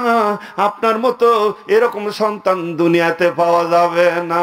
আপনার মতো সন্তানের জন্য ওই মা বাবা আফসোস করবে, হায়রে কারে দিয়ে আসছি। আমার ভাই জানেরা রে, আসেন রে সোনা, একটু আসেন, কয়েকটা মিনিট আমি আপনাদের কাছে সময় চাই আমার ভাইরা। এরপরে হযরত ওমরের ঘটনা আমি শেষ করে দেব, এরপরে আমার মা বোনদের ব্যাপারে আমি কিছু কথা বলবো। কয়েকটা মিনিট সময় চাই সোনা, পিছনের দিকে না গিয়ে একটু সামনের দিকে আসেন। কোন দরদে আছেন রে? 10,000 টাকা আল্লাহর রাস্তায় দেবেন। ও আমার ভাইরা, হয়ে যেতে পারে আজকের এই দানটা আপনার জীবনের শেষ দান হতে পারে, হতে পারে কিনা? রব্বুল আলামিন আল্লাহ তাআলা গত পরশুদিন মাহফিল করলাম, বলছে হুজুর গতবার যাকে সভাপতি রেখেছিলেন এবার তিনি কবরে, আজকে আলোচনায় এসেছি আমিও যেতে পারি। আপনারাও এমনও মানুষ আছেন, আজকে মাহফিল আছেন, সামনে মাহফিলে এখানে আসবেন, তবে কবরের ভিতরে এরকম হতে পারে কি শোনা?